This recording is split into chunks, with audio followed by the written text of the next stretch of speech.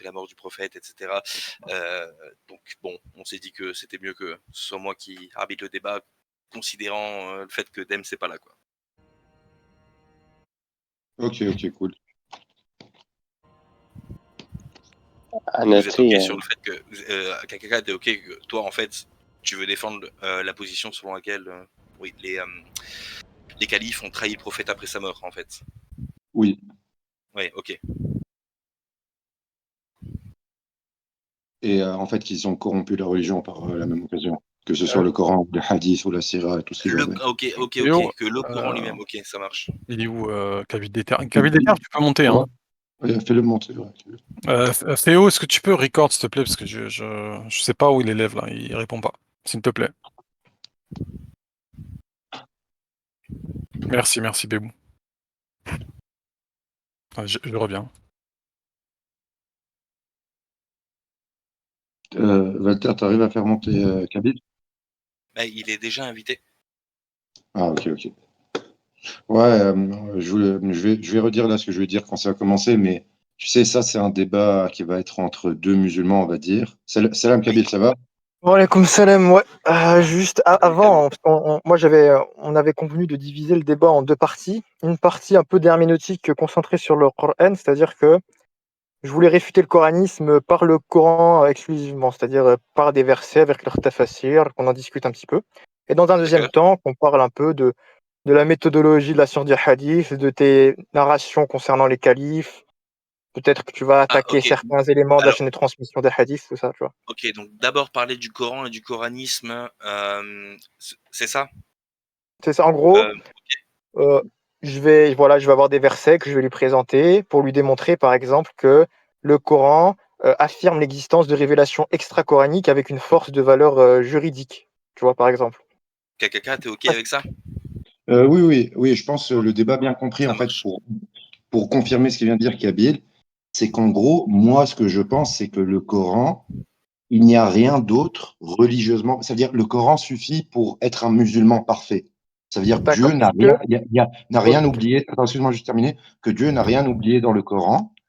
Et ça, c'est ma position, ok? Et sa position, c'est que non, tu ne peux pas être un musulman parfait, ça veut dire complet, si tu n'as pas une autre source de législation que le Coran, qui sont les hadiths et la parole du prophète, en gros.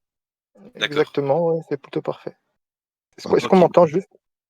Oui, on t'entend très bien. Alors, donc, Ok. Kabil Eter, il va d'abord défendre la thèse selon laquelle le Coran lui-même réfute le coranisme.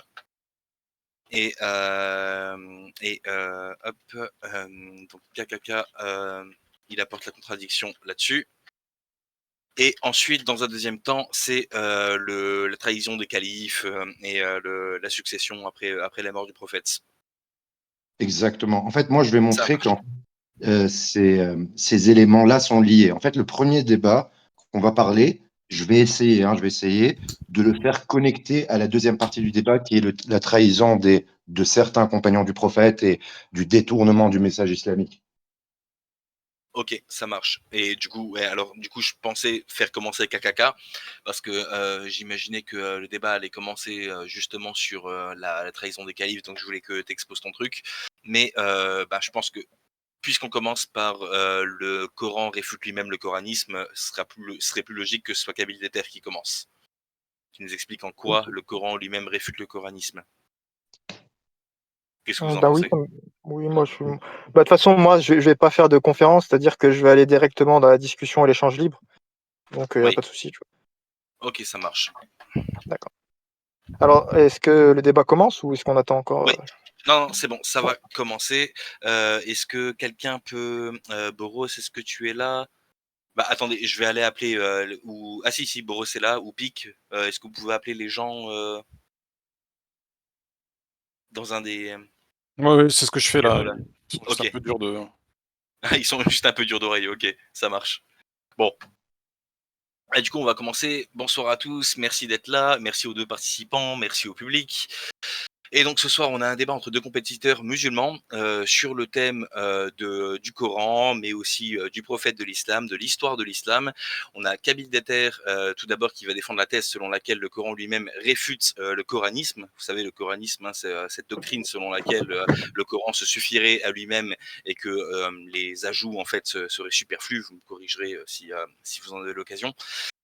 Et KKK lui apportera la contradiction là-dessus. Le débat se déroulera dans 2 temps. Dans le second temps, KKK va défendre la thèse selon laquelle le prophète Mohammed a été trahi par les califes, notamment après sa mort, qui ont joué le rôle en gros de souverain en terre musulmane après la mort du prophète. Et Kabil Deter va a priori, tenter de le contrer sur ce point. Et donc, moi, j'interviendrai très peu dans ce débat, sauf si le temps de parole est vraiment inécoutable ou si la discussion, elle part en hors-sujet total pendant trop longtemps. Bonne chance à tous les deux. Je laisse du coup Kabil Deter commencer et nous exposer en quoi, selon lui, le Coran lui-même réfute le coranisme. Bonne chance à tous les deux. D'accord, il n'y a pas de souci. Alors déjà, pour qu'on parte sur des bases communes, j'aimerais te donner ma définition du coranisme et tu me diras si tu approuves, comme ça qu'on puisse partir un peu sur la définition de nos dogmes respectifs. Donc pour moi, le coranisme, et d'ailleurs dans la définition que j'en ai comprise, c'est un dogme qui considère que le Coran, c'est-à-dire le Coran, est la seule source est la seule source législative euh, qui a seule force de valeur juridique et force de preuve dans la croyance et dans le dogme. C'est-à-dire que le Coran lui-même suffit pour avoir la totalité des informations révélées par Dieu aux croyants. Est-ce que c'est celle-ci que tu défends, cette position? Oui, oui, exactement. D'accord, exactement. Donc, est-ce que tu prends le Coran dans son entièreté comme vrai? Non. Alors déjà, là, on a un problème, puisque tu me dis que tu considères que certains versets sont faux, dans la Oui, version que nous tenons actuellement. oui, C'est ce oui, que tu me dis. D'accord. oui, Donc, oui. puisque tu m'affirmes qu'il y a des versets vrais et des versets faux, et que tu es capable, toi, de dissocier le bon grain de l'ivraie, d'attribuer la bonne valeur de vérité au verset, je suppose que tu as euh, une grille d'évaluation avec des critères que tu es capable d'objectiver selon toi. Exactement. Donc, j'aimerais que tu me la donnes déjà. Ça ne te gêne pas. Ok, alors les critères, c'est quoi? Les critères, le premier critère, c'est le critère de non-contradiction. Ok?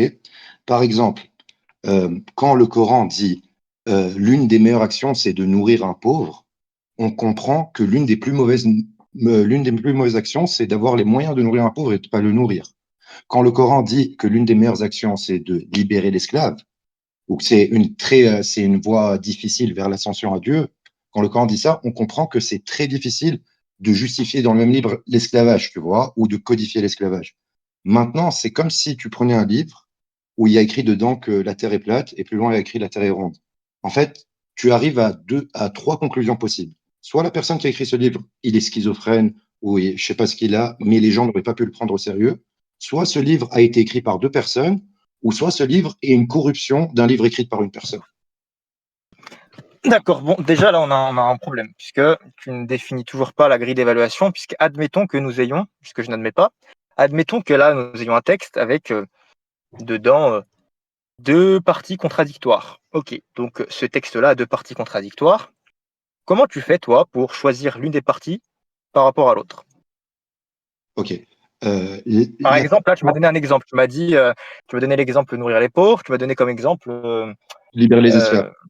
euh, Libérer les esclaves. libérer des esclaves en disant qu'il y a Hmm. une dichotomie inséparable entre les deux. D'accord. Mais comment tu fais? Sur quel fondement, en fait, tu choisis l'un plutôt que l'autre? Ok, je le fais sous l'étude historique de la situation de l'époque. Par exemple, dans l'Antiquité tardive, de toutes mes recherches, dans l'Antiquité tardive et bien avant, tu prends 600-700 ans avant, il n'y a jamais eu un texte d'autorité, et j'entends par là un texte d'autorité qui est un texte politique ou religieux, qui préconise la libération des esclaves. Il n'y a aucun texte qui ramène une idée aussi révolutionnaire. Par contre, un texte qui codifie la régulation des esclaves, ben ça, tu peux en trouver au taquet dans l'histoire, tu vois. Et quand tu sais que Dieu vient avec une réforme, tu ne peux pas penser qu'il vient avec la réforme de confirmer ce que les générations païennes ont fait avant. Ça, si tu veux, c'est la méthode de la critique textuelle, tu vois. Que aujourd'hui, par exemple, des historiens comme Guillaume Di, comme Sean Anthony, comme comment s'appelle, Saïd Reynolds, comme El Jellad et tout, qui sont des universitaires occidentaux, des plus grandes universités américaines et européennes, c'est ça le travail qu'ils font pour démontrer que le Coran qu'on a aujourd'hui, Déjà, il a été recomposé chronologiquement énormément de fois. Il a été recomposé de façon, ça veut dire sourate par sourate. Et que ce qu'on a aujourd'hui, en fait, c'est pas un livre révélé par un homme. C'est une composition de textes qui s'est faite au fil du temps, sur une centaine d'années à peu près. On va dire, pour être gentil, allez, 60 à 70 ans. D'accord. Bon, là déjà, j'ai demandé une grille d'évaluation avec des critères et tu me dis, bah écoute, euh, si moi je vois un verset et que l'enseignement du verset, eh bien, il est novateur, il est nouveau, c'est-à-dire que je le retrouve pas quelque part dans un texte du passé, alors c'est qu'il vient de Dieu. Moi, je te demande Non, c'est pas ce que j'ai dit, tu as mal compris. comment tu fondes là. Je veux dire, elle est où l'implication? Je veux dire, moi, si Non, tu non, veux, non, on n'est pas parti de là. On est parti de, il y a deux versets contradictoires. Comment tu choisis entre les deux? On n'a pas dit, ah, s'il y a une innovation, c'est que ça vient de Dieu. Non, non, c'est pas ça. C'est quand on a deux versets que c'est pas la même personne qui aurait pu le dire et que tu sais que un des versets, par exemple, comment s'appelle, la régulation de l'esclavage, tu sais que ça, il le faisait avant l'islam. Les païens, ils vivaient avec l'esclavage. Ça veut dire, c'est pas quelque chose comment ça s'appelle, c'est-à-dire quelqu'un qui va rajouter un verset, c'est pas dans son intérêt de rajouter un verset libérer les esclaves, c'est-à-dire casser toute l'économie, 90% de l'économie des païens, tu vois. Il n'y a qu'un être pas intéressé, un être surhumain qui peut choisir une loi comme ça. Tu vois ce que je veux dire? bah Mais par contre, regarde, moi je une loi regarde un. par rapport à par contre, une loi qui dit tu peux coucher avec tes esclaves, ben ça, c'est ce qu'ils faisaient les Arabes 600 ans avant l'islam. Ben, bien sûr que ça vient des hommes, tu vois, il n'y a pas de souci. D'accord. Et comment tu justifies le fait donc pour toi, il est impossible que Dieu, dans sa législation, autorise quelque chose ou confirme l'autorisation de quelque chose qui était couramment pratiqué par les prédécesseurs. Sur quel C'est pas ce que, fondement? c'est pas Bah, ce que je écoute, dis. Regarde, c'est pas ce que je là, dis. si Regarde. tu veux, regarde, Mm. attends, tu as beaucoup parlé. Si tu veux, tu m'as parlé de grille d'évaluation. Donc moi, je m'attends à des critères extrêmement précis, parce que là, on parle quand même d'un livre que tu prétends venir de Dieu à l'origine. Donc, pour écarter certains versets d'un livre qui, à l'origine, aurait été la parole de Dieu, il faut que tu sois quand même particulièrement précis, rigoureux. Donc, moi, je m'attends à une grille d'évaluation avec des critères précis, c'est-à-dire une définition. Par exemple, je veux qu'il respecte le critère 1 que j'exhaustive comme étant cela, avec une capacité à justifier la raison de ce critère. C'est-à-dire, j'utilise ce critère parce que s'il ne remplit pas ce critère, alors ça ne peut pas être la parole de Dieu parce que je le justifie. Donc déjà, on a un problème. Ensuite, on a un second problème, c'est que est-ce que par contre, tu pourrais me citer exhaustivement, par exemple, les versets abrogeants et les versets abrogés? Si tu n'en es pas capable, bah déjà, comment tu peux appliquer ta grille d'évaluation? Puisque certains versets peuvent paraître contradictoires en apparence, mais en réalité, il y a un verset, la révélation s'est allée sur 23 années, donc on va avoir des versets qui à une époque autorisaient quelque chose, puis des versets qui en abrogent l'autorisation. Pourquoi? Mais c'est très simple, parce que la révélation a été faite à des hommes, et que demander à des hommes du jour au lendemain de passer de leur tradition païenne à des monothéistes ascètes, euh, ça n'aurait peut-être pas été suivi par le commun des hommes. Donc il y a eu une révélation progressive. D'ailleurs, dans un premier temps, il y a eu une accentuation sur le monothéisme, c'est-à-dire que le prophète, dans un premier temps, appelait les gens monothéisme, avant même la révélation d'une législation, par exemple interdisant le vin, ordonnant la prière, le jeûne, la zakat, l'aumône, le bon comportement. Il y a d'abord eu une accentuation sur le tawhid. Une fois qu'il y a eu un groupe solidifié autour du prophète qui a adoré un Dieu unique, et bien là, il y a eu progressivement une législation qui s'est imposée avec des codes pour raffermir la nouvelle communauté naissante monothéiste sur celle-ci, sur celle-ci avec euh, des façons de se comporter, des habitudes, des comportements, des interdits, des obligations qui renforcent la foi et qui l'étendent. Donc En là, fait, ok, je peux regarde, répondre. regarde, Kaka, si tu veux, le souci, c'est qu'en fait, tu as mélangé une espèce de critique historique un peu anarchique, c'est-à-dire que tu es allé voir dans des textes, tu as essayé de comprendre le contexte. Voilà, c'est à tout à ton honneur d'essayer de comprendre le contexte de la révélation. Mais là, il y a un souci, c'est que, en fait, tu me dis, par le contexte de la révélation, je suis capable de te dire quel verset est faux, quel verset est vrai. Mais ça n'a rien à voir. C'est-à-dire que là, il n'y a pas d'implication. Ok, alors je vais répondre parce que ça dit beaucoup de choses. Ok, déjà, je vais prendre un peu par la fin parce que tu as dit en fait, oui, ça s'est fait sur 23 ans et en fait, c'est des concepts graduels. Ils sont ramenés de façon graduelle. Ok, c'est 100% faux. Est-ce que le tawhid a été ramené graduellement? Est-ce que Dieu leur a dit, ah, vous adorez 360 divinités, maintenant c'est 100, après c'est 2, après c'est 1? Non. Allah, il ne transige pas avec les gens. C'est ça que tu comprends pas. Allah, s'il te dit, tu adores un Dieu, tu arrêtes l'esclavage, il n'a pas peur que tu n'avais pas accepté le message parce que Allah, il s'en fout de ce que les humains y pensent. C'est lui qui choisit ce qu'il veut. Ok, ça déjà sur la théologie, ça c'est ce que ma mère m'a appris parce que ma mère elle est sunnite comme toi. Ma mère elle m'a appris oui, mais ça s'est fait graduellement. Allah il a fait petit à petit. Non non non, non. Les commandements d'Allah, la vérité pure, elle est pas graduelle, elle est directe. C'est la première chose. La deuxième chose, tu m'as dit ah t'as pas une bonne méthodologie parce que tu as fait semblant de pas comprendre ma méthodologie. La première chose, je t'ai dit avant de voir le contexte, c'est de voir deux concepts qui se contredisent. Deux concepts qui se contredisent. J'ai pas dit ah ça me plaît pas donc je vois le concept. Non, c'est pas le contexte. Non, c'est pas ça. J'ai dit par exemple libérer les esclaves, codifier l'esclave, ça se contredit. Ok, ça se contredit clairement. Maintenant, quand on va observer l'histoire, le contexte historique, on comprend que si Mohamed est venu attaquer leur divinité, dire il y a un seul Dieu unique, il a attaqué quelque chose de très fort chez eux, leur croyance, qui était liée à leur business, entre autres. Ils avaient deux business, l'esclavage et les idoles. Ok. Et la deuxième chose qu'il a attaqué, c'est l'esclavage, qui représentait 85% de leur business.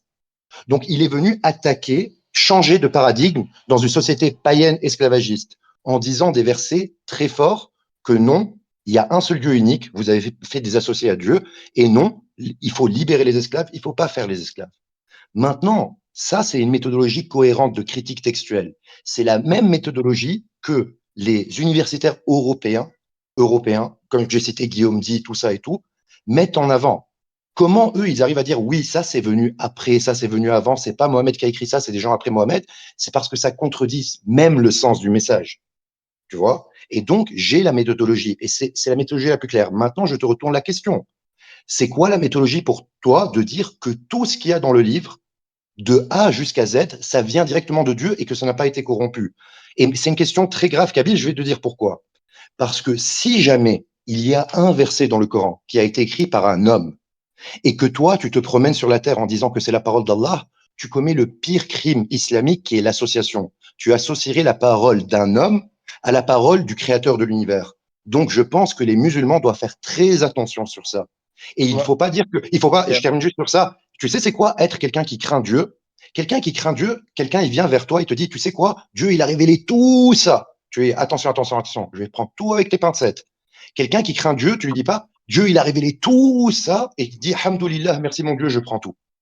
Je termine sur d'accord. ça. Bon. Alors, il y a beaucoup d'approximations, d'erreurs, et il y en a tellement que je vais avoir du mal à toutes les exhaustiver. Donc là, je vais Non, mais les réagir, je vais phrases rapidement rhétoriques comme répondre à ça, ce ça que tu sert as à dit. Et rien. après, Juste regarde, réagis. après ce qu'on va faire. Juste réponds. Les phrases rhétoriques, ça D'accord, sert à rien. Beaucoup de débats. d'accord. Juste Regarde ce que je réponds. propose. Regarde ce que je propose. Parce que là, le débat, si on continue, si tu veux, à se citer mutuellement des paroles et des opinions sans pouvoir les exhaustiver et les prouver textuellement, ça va être juste un débat sans intérêt. Donc voilà ce que je te propose. Viens, on passe aux Est-ce que preuves. tu peux Non, répondre? excuse-moi, Kabyle. Si je dois dire un truc. Toi, tu viens de changer le débat. Tu viens Non, de non, non. changer le débat. Regarde. Le débat, c'est que tu prouves. Excuse-moi. Le débat, tu as dit que tu allais ramener des preuves du Coran, des Oui, preuves oui, du mais je vais les Coran. ramener, là, il n'y a pas de Excuse-moi, souci, regarde. s'il te plaît, laisse-moi terminer. Les Non, mais preuves du tu vas Coran. partager Écoute, une date de 10 minutes si tu Kabyle, veux. Donc, chacun s'aime Kabyle, bien. Moi, je t'ai entendu parler jusqu'au. Moi, je t'ai laissé parler jusqu'au bout, tu vois. Les Donc là, tu as preuves, parlé à peu près 3-4 minutes. Donc, les j'aimerais quand même pouvoir te preuves, répondre. Alors, est-ce que je peux parler? vas-y, parle. oui, D'accord. oui. Bon. Alors, déjà, tu m'as fait une dichotomie une dichotomie fallacieuse, parce que tu m'as fait une dichotomie fallacieuse entre les versets. Déjà, j'aimerais que tu me sortes, mais après cela, parce que moi, d'abord, c'est moi qui ai lancé, si tu veux, cette partie du débat-là, donc j'aimerais quand même pouvoir avancer mes arguments textuels. Mais une fois que j'aurai avancé mes arguments textuels, il y a que 5 versets. Il y a 5 ou 6 versets que j'aimerais te citer, j'en ai sélectionné. 5 ou 6 versets que j'ai sélectionnés. Donc, une fois qu'on aura passé sur ces versets-là, j'aimerais que tu me sortes les 2 versets liés à l'esclavage et que tu me prouves, avec une traduction sur laquelle on pourra se mettre d'accord, par exemple le Coran seul, si tu veux, moi j'accepte, sauf quelques versets, j'accepte à peu près la traduction. On se mettra d'accord et tu me montreras qu'il y a 2 sens qui sont absolument inconciliables par l'interprétation et qui linguistiquement ne peuvent pas admettre, on va dire, d'autres interprétations. Et si tu y arrives, eh ben tu es, alhamdoulilah, mais tu n'y arriveras pas, tout simplement.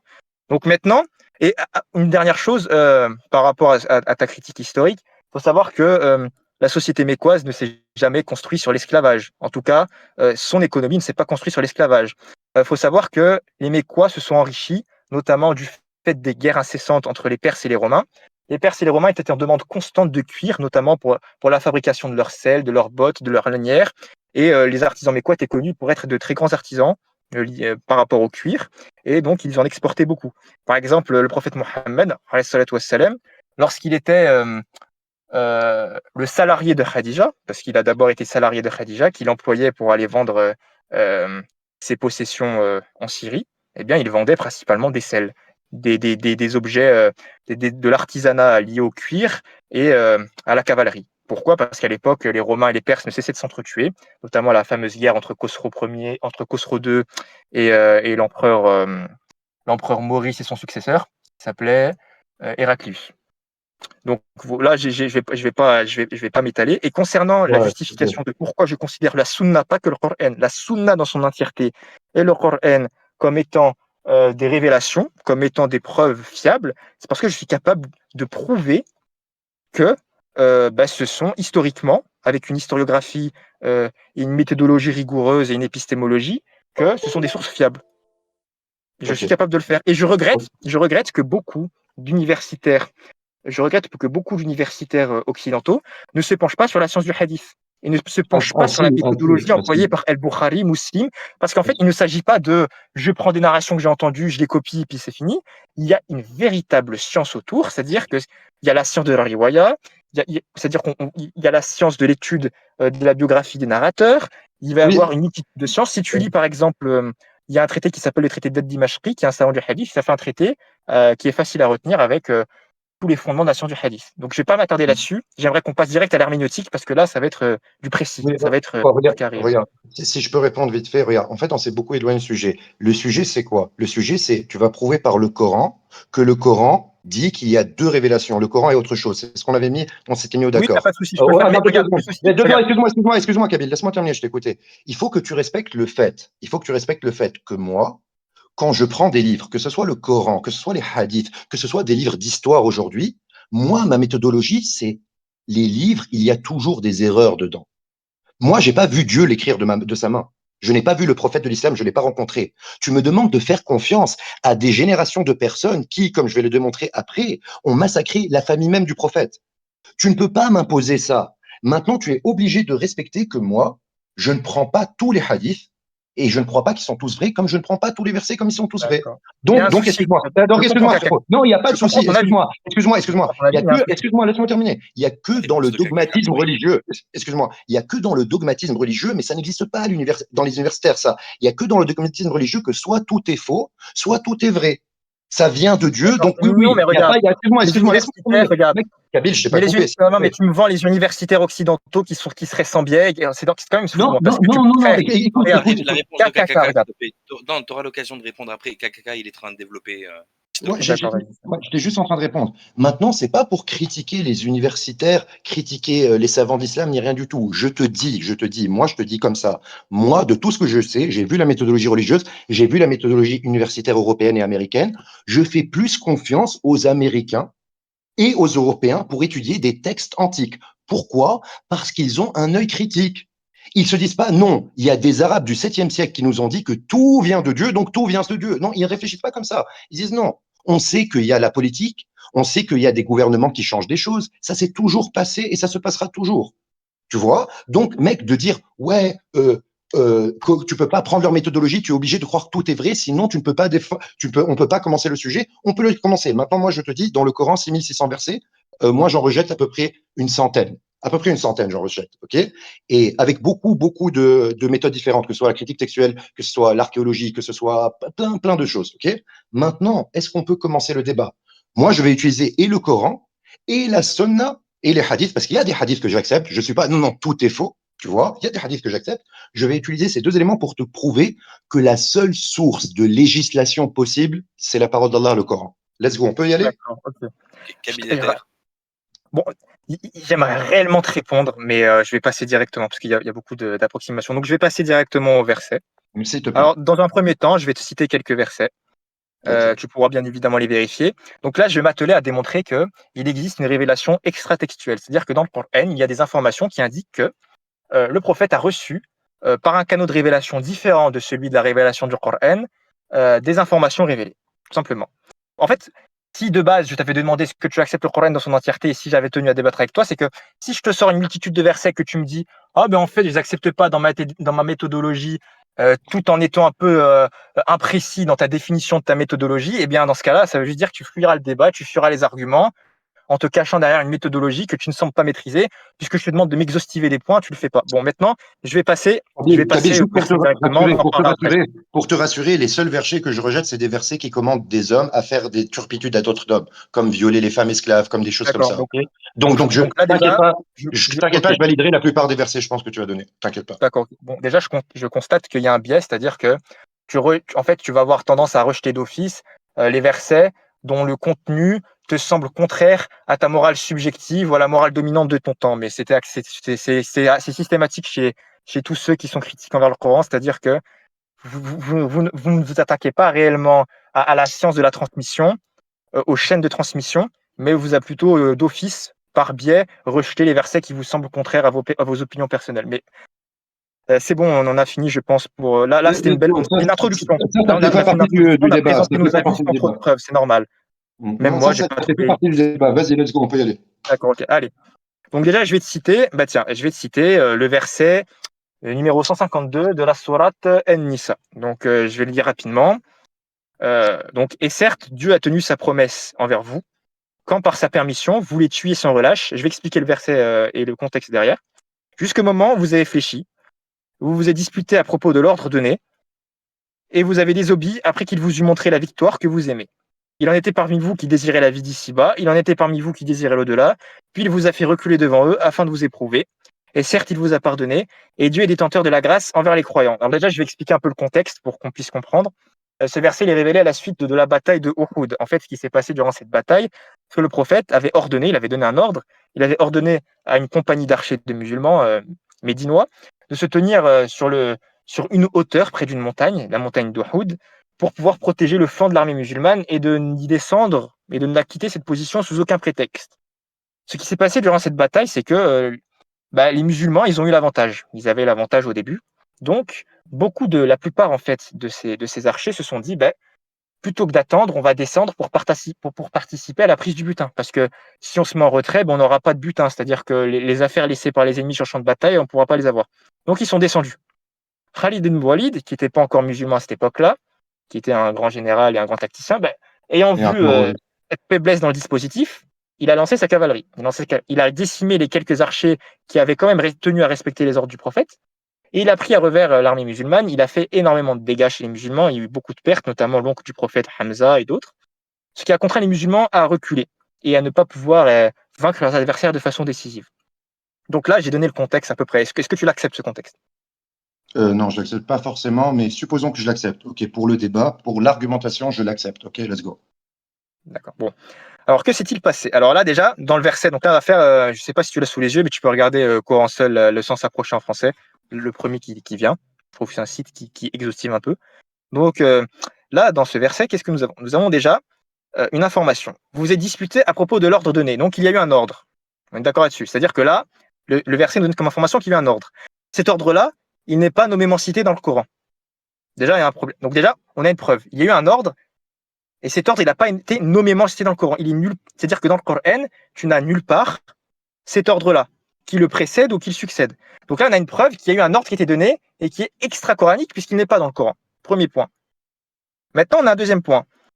Allah, il nous dit, dans le sens approché en français, et certes, il vous a pardonné. Il vous a pardonné le fait de ne pas avoir respecté cet ordre. Mais Allah, il ne pardonne que les péchés. Allah, il ne pardonne pas un ordre. Allah, il ne pardonne pas un comportement qui n'est pas haram en soi, qui n'est pas blâmable. Il ne pardonne que ce qui est blâmable et qui est commis par ses créatures. Donc là, on a quoi comme information ? T'as dit quoi, excuse-moi, On en a deux. juste pour spécifier, j'ai pas bien compris. T'as dit Allah, ça veut dire, c'est pas un péché en gros de ne pas obéir à un ordre d'Allah, c'est ça que t'as dit? Non, t'as pas compris. Non, c'est pas ce que j'ai dit. J'ai dit Allah, il ne pardonne que ce qui est blâmable. C'est-à-dire que si quelqu'un, par exemple, il mange quelque chose de halal, c'est-à-dire il n'y a pas d'interdit, il est dans son droit, Allah ne va pas le pardonner pour cet acte-là, puisqu'il a pas transgressé l'homme. Il a rien fait. Là, c'était plutôt simple. Oui, mais donc, si jamais Dieu il Justement. donne un ordre et les musulmans ne le respectent pas, ils ont commis un péché. Bien sûr, et justement, parfaitement, c'est exactement là où je veux en venir. Et là, qu'est-ce qu'il nous est dit dans le verset ? Et certes, il vous a pardonné. Ça veut dire que l'ordre donné, il n'est pas dans le Coran, il est extra-coranique, c'est-à-dire que c'est le prophète qui l'a donné sans qu'il soit dans le Coran. Et il a été obligatoire sur les musulmans de le suivre, sans quoi il se il se rendait coupable d'un péché. Et c'est ce qu'il dit dans le Coran, puisqu'il est dit, et certes, il vous a pardonné. C'est-à-dire que ceux qui ont désobéi à l'ordre donné par le prophète ont commis un péché, et certes, il vous a pardonné. C'est-à-dire qu'Allah l'a pardonné. Donc là, on a un exemple très clair où il y a un ordre qui a été donné, qui était obligatoire à suivre pour les musulmans, dont certains ne se sont pas acquittés, ils se sont chargés d'un péché, Allah les a pardonnés. Donc là, on a une preuve dans ce verset que du vivant du prophète, il y a eu un ordre extra-coranique sur lesquels il était obligatoire pour les musulmans de s'en acquitter. Donc déjà, là, on a une preuve qu'il y a une révélation extra-coranique dont le suivi était obligatoire selon le jugement de Dieu pour les musulmans. Donc déjà, ça, c'est une preuve. Ok. Ok. Donc, voilà, toi, tu as pris comme preuve, j'ai compris, j'ai très bien compris ta preuve. Tu as pris un ordre, ça veut dire dans une bataille militaire, que le prophète a donné aux musulmans, entre guillemets, et cet ordre, il venait de Dieu directement. Ok? C'est ça que tu as dit, ouais? Oui. Ok. Le débat, c'était quoi? Le débat, c'était est-ce que le Coran suffit pour être un musulman parfait? Dans le cas où je disais, c'est dans quel cas que je disais ça? C'est dans le cas intemporel. Maintenant, le prophète de l'islam, je n'ai jamais dit qu'il a dit que le Coran. Le Coran qu'il a dit, c'est ça la guidance pour être un musulman. Je parlais d'être un musulman. Maintenant, le Coran, il a eu des inspirations, mais pour son époque, pour des situations de l'époque. Par exemple, Dieu l'a guidé pour se cacher quand ses ennemis ils allaient le truc. Mais est-ce que cette façon de se cacher, elle s'applique à tous les musulmans ou de dire de quelqu'un d'aller se cacher parce qu'il y a les l'écofal qui vient, ça s'applique à tous les musulmans? Non. C'était quelque chose pas religieux, c'était pas une législation religieuse. Comment être un Alors, musulman si parfait? c'est pas une Attends, d'accord. laisse-moi terminer. C'était juste pour le moment, pour dans une situation de guerre, une situation comme ça. Maintenant, toi, tu as cité ce verset. Regarde-moi les versets que je vais citer, ok? Écoutez bien tout le monde, hein, pour vous montrer que déjà le Coran, il dit que il faut utiliser les versets clairs parce que les versets ambigus, en fait, leur connaissance, elle est très difficile et les gens, ils préfèrent pour argumenter, chicaner sur les versets ambigus. Moi, maintenant, je vais vous citer des versets clairs. Vous n'avez même pas besoin d'explications pour les comprendre. Alors, je commence. Surat al-An'am, 6:38. Nous n'avons rien omis d'écrire dans le livre, puis c'est vers votre Seigneur qu'ils seront rassemblés. Donc Dieu, il dit que dans le livre, aïe le Coran, il n'a rien omis. Un autre verset dans le même sens. Attends, laisse-moi terminer. J'ai pas fini. Tu peux pas m'interrompre. Un autre verset qui va dans le même sens, et il y en a des centaines comme ça dans le Coran. Certes, nous avons déployé pour les gens, dans ce Coran, toutes sortes d'exemples, mais l'homme est de tous les êtres le plus grand disputeur. Encore un autre. Et nous avons fait Fais-les descendre informer, s'il te sur plaît. toi. Laisse-moi J'ai terminer, pas mec. Mec, non, non, tu Allez, peux pas. regarde. dans quelques versets, Fais-les un par un. KK, ok, ta conclusion sur l'existence de ces versets et ensuite la réponse de Fais-les un Kabil. par un, parce que je vais les attaquer tous un par un. Je les connais. En fait, Attends, du coup, trois, et je vais laisse les décrire juste tous un par un. Je vais les Non, mais décrire c'est tous un pas par un. cool. terminer C'est pas son cool, Kabil. verset et Kabil. nous dire la conclusion qu'il en tire et ensuite on te laisse répondre, Kabil. Kabil, regarde, c'est pas cool parce que moi j'ai compris que ton argument c'était un seul verset ambigu sur lequel tu as Non, besoin d'un. j'en ai une dizaine, là. Excuse-moi, s'il te plaît. Tu as besoin d'explications, des trucs et tout. Moi je te cite des paroles claires d'Allah, ok? Et tu m'as interrompu. Moi j'ai pas besoin de citer un verset et tout expliquer le contexte. Excuse-moi. Mais c'est lourd. Tu m'as interrompu et tu Kabil, m'en s'il as te cité plaît. trois d'affilée. Ça me plaît. Non, mais attendez. Kabil, Non, mais j'aimerais citer sur le débat, là. J'aimerais recentrer. Moi, ce que je te propose, voilà ce que je te propose. Kabil, Pour que c'est ce pas soit cool. clair. T'arrêtes pas d'interrompre. Tu me laisses même pas terminer. S'il vous tous plaît. la même temps de parole. Alors, ce que je propose Ouais, juste, c'est temps qu'Akaka de termine parole. rapidement le verset qu'il est en train de lire et nous dit en quelques mots la conclusion qu'il en tire en fait de l'existence des versets qu'il vient de citer. Et juste après, on laisse une tribune à Kabil Deter pour y répondre. Ok, ou si jamais, comme il a dit Kabil, tu peux faire 3 minutes, comme ça, il m'interrompt pas parce que c'est vraiment lourd. En quelques mots, juste termine le verset Ouais, qu'il est en train de lire là, je et vais terminer. explique-nous la Regarde. conclusion qu'il en Alors, tire et ensuite on le laisse répondre. Ok, contrairement à lui, lui a sorti un verset qu'il a dû expliquer faciliteusement, ok, donc un verset ambigu. Moi, je n'ai pas besoin d'expliquer ce verset, je vais juste citer 5 versets clairs, ok. Donc, celui que j'étais en train de citer, il m'a fait descendre et il m'a interrompu, c'est « Et nous avons fait descendre sur toi le livre comme un exposé explicite de toutes choses, ainsi qu'une guidance et une miséricorde et une bonne annonce aux musulmans. » En fait, pour terminer, je vais conclure, les musulmans, comme Kabil aussi, quand ils débattent avec les chrétiens, nous, on utilise avec les chrétiens des versets clairs. Quand Jésus, il dit que le seul vrai Dieu, c'est le Père. Donc, on sait qu'il n'y a pas d'autre vrai Dieu. Là, Allah, il dit, je n'ai rien omis d'écrire dans le livre. Donc, s'il n'a rien écrit de lire, tout est dans le livre.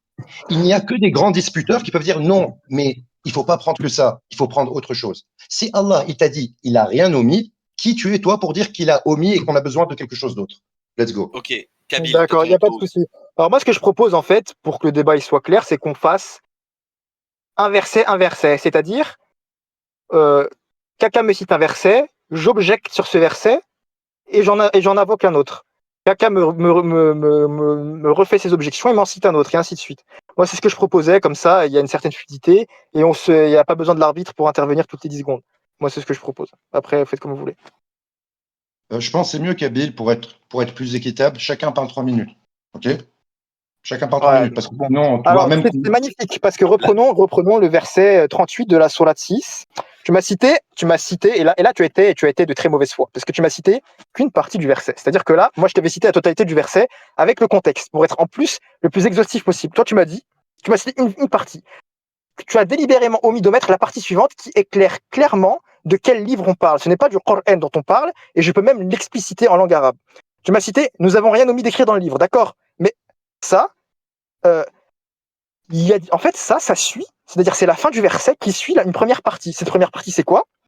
Il n'est de bêtes qui marchent sur terre, ni d'oiseaux qui volent de leurs ailes dans l'air, qui ne forment des communautés semblables aux vôtres.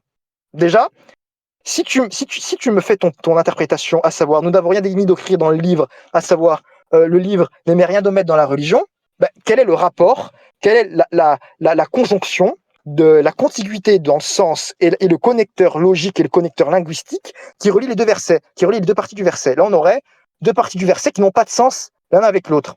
D'autant plus que le Coran, il régit la vie en communauté des êtres humains. Or là, il est dit, il n'est de bêtes qui ne marchent sur terre, ni d'oiseaux qui volent de leurs ailes dans l'air, qui ne forment des communautés semblables aux vôtres. Mais les animaux, ils n'ont pas une législation semblable à celle des humains et n'obéissent pas à la législation citée dans le Coran.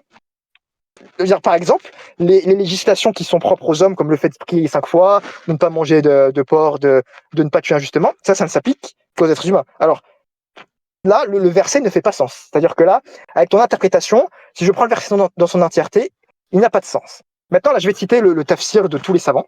Tous les savants, ils vont te dire, ben, le livre, Kitab, ça n'est pas le Coran, c'est la table préservée. El-Lof el-Mahfouz. C'est-à-dire que pour ceux qui ne savent pas, dans la table préservée, vous allez avoir la totalité, par écrit, la totalité de la destinée en détail de toutes les créatures, qu'elles soient vivantes ou non, ce qui inclut les animaux et les communautés d'animaux et les êtres humains et les communautés d'êtres humains, du commencement, c'est-à-dire du premier contingent qui entre en existence, jusqu'au jour du jugement.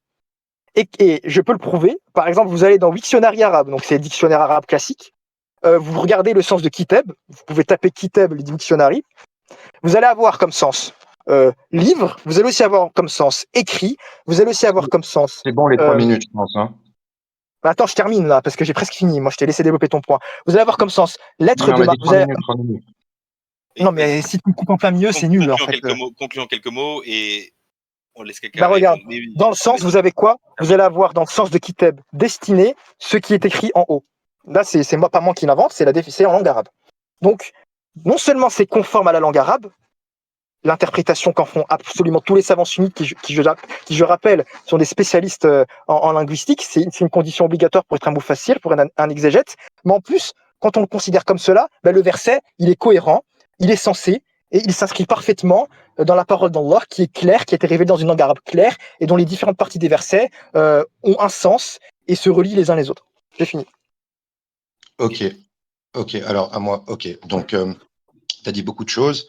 Alors, tu as dit déjà une langue arabe claire, je vais aller du début à la fin claire. Je pense que la plupart des linguistes arabes sont pas d'accord avec toi, que c'est une langue arabe claire. Il y a eu tellement de dictionnaires différents écrits, tellement d'explications différentes. Je vais donner un exemple. Attends, s'il te plaît, je t'ai laissé parler, s'il te plaît, frère. Je t'ai pas interrompu une seule fois. Le Coran est arrivé dans une langue arabe claire. Kabyle, laisse frérot, depuis tout à l'heure, tu m'interromps, c'est pas cool. C'est pour ça que j'ai dit on fait 3 minutes, 3 minutes. Note ce qu'il dit. Si t'es pas d'accord, note ce qu'il dit. Ok, et note ce qu'il dit. Moi, je note ce que tu dis et je vais te répondre. Tu as dit dans une langue arabe claire, ok, mais la plupart des linguistes arabes sont pas d'accord avec toi parce qu'ils ont divergé sur plein de mots. Pourquoi? Parce que le Coran, c'est un texte qui leur est parvenu, ok, qui n'était pas clair du tout. Il y avait des mots, des apax, par exemple, comme apax, ça veut dire un mot que tu retrouves une seule fois dans le livre, comme ahad. Qul wallahu ahad. Ahad, eux, ils le comprenaient comme personne. Donc ça voudrait dire dit que Allah est personne. Non, ahad, ils ont dû l'expliquer pour dire c'est unique. Et ils sont inspirés de quoi? De l'hébreu, parce que ehad en hébreu, ça veut dire un. Dites que ton Dieu est un, et ehad, ok? Donc non, l'arabe n'est pas une langue claire du tout, et d'ailleurs, ça posait beaucoup de problèmes pour les comment ça s'appelle, les premiers dictionnaires arabes, les premiers linguistes et tout ça. Maintenant, comment ça s'appelle? D'ailleurs, c'est pour ça, entre guillemets, que moi, je préfère la méthodologie des universitaires européens. Pourquoi? Parce qu'ils disent qu'il y a clairement une discontinuité entre les textes coraniques qu'ils ont retrouvés, les manuscrits du 7e siècle, et tous les tafassirs qui sont venus, les tafassirs sur lesquels ils s'appuient, entre guillemets, les gars, comme ça, vous connaissez le contexte. C'est-à-dire les deux tafassirs les plus connus chez les Arabes, c'est c'est Ibn Kathir et Tabari, surtout Tabari, parce qu'ils regroupent plusieurs autres tafassirs. Et c'est des livres qui sont sortis 300 ans, 400 ans, 600 ans après la mort du prophète, après le texte coranique. C'est pour ça que les linguistes universitaires européens, ils font comment? Ils prennent le texte coranique du 7e siècle et ils regardent le sens de ces mots dans le contexte dans lequel était. L'arabe, c'était pas une langue isolée, elle était dans un contexte syriaque, araméen, hébreu, et c'est plus facile de trouver le vrai sens des mots depuis là. C'est beaucoup plus facile. Et maintenant, je vais vous montrer pourquoi eux, ils arrivent mieux à comprendre le Coran, ces gens-là. Parce qu'ils disent que pour comprendre le Coran, il faut pas utiliser des textes du 7e siècle dans le Coran, et en plus des textes du 12e, 13e, 15e siècle, comme Monsieur Kabili fait. Non, il faut prendre les textes du 7e siècle et les comparer avec les autres textes du 7e siècle. Les autres langues sémitiques qui ressemblent, comme le syriaque, comme l'araméen et tout ça. Et là, on est dans une vraie méthodologie scientifique. Et qu'est-ce qu'ils disent? Ils disent donc la meilleure méthodologie pour analyser le Coran, c'est de faire le tafsir du Coran par le Coran, ce que des grands exégètes arabes aussi ont dit. Maintenant, notre ami, il a dit, ouais, donc, ouais, je vais terminer. Donc, notre ami nous a dit, par exemple, que le verset que j'ai dit, quand il a dit nous avons rien omis écrire dans le livre, c'est pas le Coran. Il a oublié que je citais un autre verset du Coran qui dit quoi? Qui dit, certes, nous avons fait descendre sur toi le livre, donc ça s'adresse à Mohamed, donc c'est le Coran là. Donne les références, s'il te plaît. Comme un exposé explicite. Mais mec, c'est incroyable. Tu m'interromps à chaque fois que je fais la conclusion. Parce que non, je fais la conclusion. Je fais la conclusion. J'aimerais la référence du verset, en fait, comme tout le monde. Kabyle. Je vais donner la référence. Kabyle, il est sur le point de finir, tu vas avoir la parole, Kabyle. Ouais, regarde. Alors, je vais refinir. J'ai dit, donc, avec la méthodologie académicienne occidentale, ça serait plus malin qu'un texte du 7e siècle analysé par des textes du 7e siècle. Et donc, quand je vais citer le verset 638, qu'il a fait son tafsir par des savants qui sont venus 600 ans après, il a dit quoi? Il a dit, nous avons rien nommé à écrire dans le livre, c'est pas le Coran, le livre. C'est pour ça que j'ai donné plein de versets. J'ai donné quel verset? Et je vais te le citer. C'est le 1854. Il a écrit quoi? Certes, nous avons, non, pas 1854, excuse-moi, le 1689. Et nous avons fait descendre sur toi le livre, donc ça parle du Coran, vu que ça fait descendre sur toi, sur qui? Sur Mohamed, comme un exposé explicite de toute chose, ainsi qu'une guidance et une miséricorde et une bonne annonce aux musulmans. Exposé explicite de toute chose. Excuse-moi, laisse-moi terminer, j'ai fini. Quand Allah il dit exposé explicite de toute chose, est-ce qu'il peut y avoir quelque chose qu'il a oublié dans le livre? J'ai fini. Allez, Kabyle. D'accord. Bon, alors déjà, on remarquera que dès qu'on est rentré en détail dans tout ce qui va être commentaire de texte et commentaire de texte, commentaire de corpus, le KKK a tout de suite rentré dans une généralité en me parlant de comment c'était formidable on va dire la méthodologie de ces universitaires qui n'est pas capable encore une fois de m'exhaustiver. C'est-à-dire là, si je lui demande cite-moi, détaille-moi vraiment la méthodologie d'universitaire point par point et montre-moi comment ce verset rentre dedans et comment ce verset ne rentre pas dedans, il ne peut pas le faire parce que en fait, il a lu des textes, il a une idée à peu près générale et imprécise de comment il faisait, et puis il se permet comme ça de trancher dans les textes. Mais moi, si tu veux, les généralités et les opinions, ça ne m'intéresse pas. Moi, je veux rentrer vraiment dans le factuel, c'est-à-dire on prend un verset, on l'étudie sous toutes les coutures. Donc déjà, je remarque que tu n'as pas fait d'objection concrète contre mon tafassir, qui est aussi le tafassir bizarrement de tous les musulmans, y compris même des sectes qui sont pas sunnites, par exemple les Mu'tazili ou les chiites. Si tu regardes un peu leurs commentaires vis-à-vis de ce texte-là, ça sera la même chose. Maintenant, je vais passer à un autre texte, moi. Alors, tu m'as cité un texte, c'est fabuleux.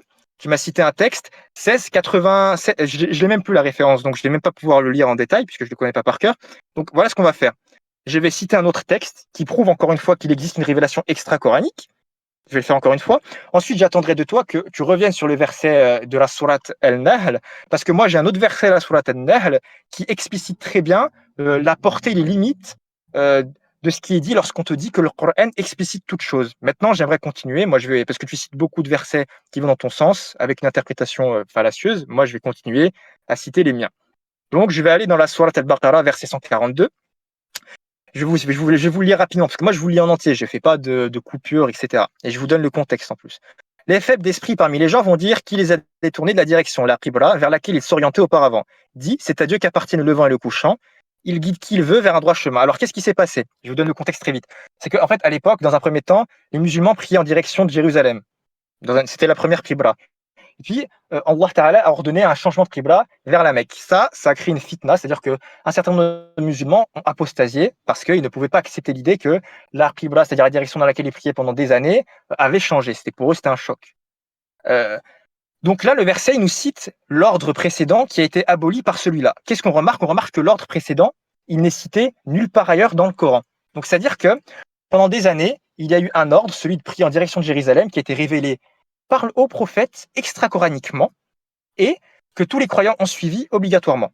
Donc là, on a une autre preuve que du vivant du prophète, il y a eu un canot dans la révélation extra-coranique qui est passé directement par le Coran, on appelle ça, qui est passé directement par le prophète, on appelle ça des hadiths qudsi, c'est-à-dire Allah il révèle au prophète et le prophète dit, mais cette parole-là ne fait pas partie du Coran. Donc là, on a une preuve encore une fois qu'il existe une révélation extra-coranique qu'il est obligatoire de suivre, sous peine, si jamais tu te rebelles contre celle-ci, de sortir d'islam. Donc on a une autre preuve. Et on a également une autre preuve dans la Sourate An-Nisa, encore une fois, avec la nuit du Siyam. Par exemple, à une époque, il était strictement interdit d'avoir des relations sexuelles pendant les nuits de Ramadan. Cet ordre-là, il a été abrogé. Mais pareil, on entend parler du premier ordre que par l'abrogation de cet ordre-là par le second. Donc on a encore une preuve que cet ordre-là, dans un premier temps, il était révélé au prophète extra-coraniquement et qu'il était une obligation pour les musulmans de la suivre. Donc des exemples comme ça, vraiment, je pourrais en faire énormément. Mais je vais m'arrêter avec ces 3 exemples-là et après je passerai à un autre type de preuve.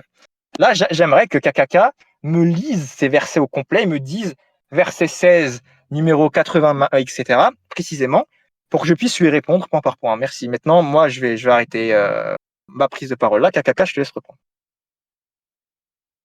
Ok, merci beaucoup. Ok, déjà, tu as critiqué la méthodologie d'universitaires américains et européens et tout ça, et tu as dit que je connais vaguement. Malheureusement pour toi, j'ai déjà pris des cours online sur ça. J'ai déjà pris des cours online dans l'Université libre de Bruxelles du professeur Guillaume Di. J'ai pas de diplôme, rien du tout, mais j'ai vu à quoi consistaient les cours et je connais leur méthodologie. Alors, et je vais exposer la méthodologie à tout le monde là, dans l'audience, et eux, ils vont juger qu'est-ce qui est plus rationnel, qu'est-ce qui est plus logique, qu'est-ce qui est plus scientifique. Ok? La méthodologie universitaire européenne, c'est quoi? C'est de dire ce texte-là, pour le comprendre, pour comprendre son contexte, pour voir quand est-ce qu'il est venu, on ne peut pas suivre à 100% la tradition islamique. Pourquoi? Parce que la tradition islamique et les savants islamiques, non seulement ils se contredisent entre eux, en plus, ils étaient sous le joug de pouvoir dictatorial. Ils ne pouvaient pas écrire ce qu'ils voulaient, ils pouvaient se faire couper la tête pour écrire certaines choses. Et en plus, les sources sont très tardives, très tardives. Pour un universitaire européen ou américain avec une méthodologie scientifique, c'est quoi? C'est pour comprendre un texte du 7e siècle, il faut aller voir les autres textes du 7e siècle dans l'entourage. L'islam n'est pas né dans l'ombre de l'histoire. L'islam est né à la lumière de l'histoire. On a énormément de textes syriaques, des textes grecs, des textes perses, dans les alentours de la région qui expliquent le contexte historique, qui expliquent certains mots arabes mieux que ce que des Ouzbeks ou que des Perses ont expliqué 600 ans après le prophète. Beaucoup mieux. Et ça fait beaucoup plus de sens, tu vois. Mais le problème, c'est que des musulmans qui sont à fond dogmatiques dans la religion, ils font une confiance religieuse aux savants de l'islam. Et c'est une grosse erreur. Pourquoi? Parce que les savants de l'islam ne ramènent pas leurs preuves. Ils ramènent du dogme, des histoires qu'ils ont entendues par un tel, par un tel, par un tel. Mais ces savants-là, ils nous montrent des manuscrits que les gens écrivaient de l'époque. Ils te disent, voilà, c'est comme ça. Et ça fait plus de sens dans le contexte. Ça, c'était la première chose. La deuxième chose, tu as dit, ouais, en fait, l'ordre de la Qibla, il n'est pas écrit dans le Coran. Et l'ordre du Ramadan, que maintenant tu peux avoir relation sexuelle, il n'est pas écrit dans le Coran. Ben, si tu dis ça, frérot, c'est justement que tu ne comprends pas le contexte dans lequel l'islam est venu. Tu ne comprends pas. Il est venu dans un contexte chrétien et juif. C'est pour ça qu'il prie en direction de Jérusalem. C'est pour ça que le texte dans le Coran, il appelle les musulmans à suivre quel autre livre? Il appelle à suivre d'autres révélations d'Allah. Oui, tu as raison. Mais c'est pas les hadiths ou la sunna ou Abu Bakr, je sais pas quoi. Il suit à suivre la Torah, les évangiles et les psaumes. Moi, je trouve beaucoup plus logique d'avoir comme livre numéro 2 dans l'islam le plus sahih, c'est pas Sahih Bukhari, c'est les évangiles. Après, c'est les psaumes. Après, c'est la Torah. Et si tu vas parler de corruption, t'inquiète, on peut passer après sur la corruption de Bukhari, du livre de Bukhari lui-même. Non seulement je considère qu'il n'est pas fiable historiquement, et je peux te ramener des preuves, mais en plus je peux te montrer que la transmission de Bukhari jusqu'à nos jours, elle n'est pas fiable du tout, mon pote. Elle n'est pas fiable du tout. Et je vais terminer sur ce point, et vous allez comprendre comme c'est logique, les gars. Ce point que les universitaires que tu kiffes pas, ils disent, ils s'appuient sur quel autre élément que tes savants ne s'appuient pas? Ils s'appuient sur des manuscrits datés au carbone 14 de l'époque. OK? Des manuscrits de l'époque datés au carbone 14. Donc, ils sont sûrs que ça vient de l'époque. C'est pas que non, ça vient de l'époque parce qu'on a une bonne chaîne de transmission. Non, c'est pas ça. C'est pas la part sur parole. C'est on a trouvé des textes écrits de l'époque. Et écoutez bien les gars, et vous allez juger par vous-même. Au début de l'islam, quand l'empire musulman n'était pas bien structuré, ils n'avaient pas d'université et tout, de l'époque du prophète 7e siècle, on retrouve des centaines de manuscrits coraniques du 7e siècle, alors que l'islam n'était pas encore très puissant. Par contre, quand l'islam était très puissant, sous les Abbassides et les Omeyyades, sous les Abbassides vers le 10e siècle, où il y avait Bukhari, les livres d'histoire, ils nous racontent quoi? Que Bukhari, il avait 10 000 élèves, qui avaient des universités énormes. Donc, on comprend que écrire, c'était plus facile. Donc, on devrait, par la logique des manuscrits au carbone 14 de Bukhari, on devrait en trouver 100 fois plus que le Coran. Ben, je vais vous donner un truc, les gars. Le premier Je peux parler manuscrit, ou les premiers, je termine sur ça. Je termine, c'est ma Rapidement, conclusion. T'as vu, à chaque fois que je fais ma oui. conclusion, tu me coupes. Écoutez, le plus ancien Bukhari manuscrit complet qui existe aujourd'hui, il date du 14e siècle, les gars. Ça a un gap de 400 ans. Alors que le Coran, on a des Corans proches du prophète à 40 ans, 50 ans. Tu vois? Donc, pour vous expliquer que c'est des livres qui sont construits sur plusieurs centaines d'années. Et voilà la méthodologie, et c'est ce que moi j'accepte plus. Let's go. D'accord, merci. Kabyle? D'accord. Bon, alors déjà, je remarquerai que tu n'as toujours pas été capable de me réfuter textuellement. C'est-à-dire que moi, j'ai fait un commentaire de texte. C'est-à-dire que moi, je suis resté sur quelque chose de très factuel. C'est-à-dire, j'ai pris un verset, voilà. N'importe qui, j'ai donné les références, je l'ai lu. C'est-à-dire que n'importe qui peut vérifier. J'en ai fait le commentaire selon le sens approché dans les traductions faites, y compris par des laïcs. Donc déjà, moi, je suis sur quelque chose de très factuel. Ensuite, je vais répondre rapidement à des affirmations de KKK qui sont tout à fait hors sol. Par exemple, KKK nous dit les universitaires, ils ont des textes en langue arabe, par exemple, qui datent du 7e siècle, contemporains du Coran, grâce auxquels ils en comprennent le réel sens des mots en arabe et ils ont ils auraient une meilleure compréhension. Mais moi, je vais te dire, et je peux te le justifier, tu peux le vérifier, c'est vérifiable. Le Coran est la première œuvre en langue arabe dont on dispose. C'est-à-dire qu'avant le 7e siècle, on n'a aucune œuvre écrite en langue arabe. C'est-à-dire que le Coran, ce qu'il y a d'exceptionnel, c'est que le Coran, il arrive au 7e siècle, et avant le Coran, il n'y avait aucune œuvre écrite en langue arabe. C'est la première œuvre écrite en langue arabe. Je parle d'œuvre, je ne parle pas de juste phrases sur des grottes, etc. C'est la première œuvre écrite en langue arabe dont on dispose historiquement. Donc déjà, tu ne peux pas me dire, oui, mais les historiens, ils ont des manuscrits datés au carbone 14, de poèmes, ou etc., par exemple, écrits, par lequel on comprendrait mieux le Coran. C'est même l'inverse en réalité. Qu'est-ce qu'ont fait les philologues? En fait, très tôt, chez les Salafs, les savants du 1er siècle, il s'est constitué une école, une école de philologues qui a réuni toutes les poésies pré-islamiques, parce que les Arabes étaient vraiment très fans de poésie, et c'était on va dire, ils avaient une grande éloquence. C'est-à-dire que par exemple, le mot lion, il peut se dire de plus d'une centaine de façons différentes. C'était pour vous dire à quel point ils étaient friands des nuances. Les savants, ils ont réuni toutes les poésies pré-islamiques qui parlaient de tout et n'importe quoi, d'amour, même de haram, même de choses assez vulgaires ou qui sont profanes. Mais ils l'ont réuni parce que c'était, on va dire, un témoignage de la langue arabe du 7e siècle dans le contexte dans lequel le Coran a été révélé. C'était la langue du Coran.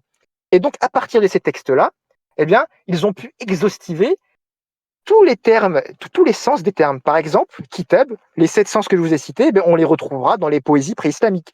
Le terme istawa, qui peut signifier s'établir ou s'asseoir, il peut avoir aussi le sens de dominer. Et c'est ce qu'il va avoir, on va dire, c'est sur ces sens-là et savoir quel sens s'applique à tel verset pour telle personne, qu'il va y avoir des débats théologiques entre les Ash'ari et les Maturidi. Donc là, Kaka, en fait, si tu me parles de tout ce qui va être le patrimoine linguistique arabe, il a été préservé que par des musulmans au 1er siècle. Donc déjà, tu es hors sujet.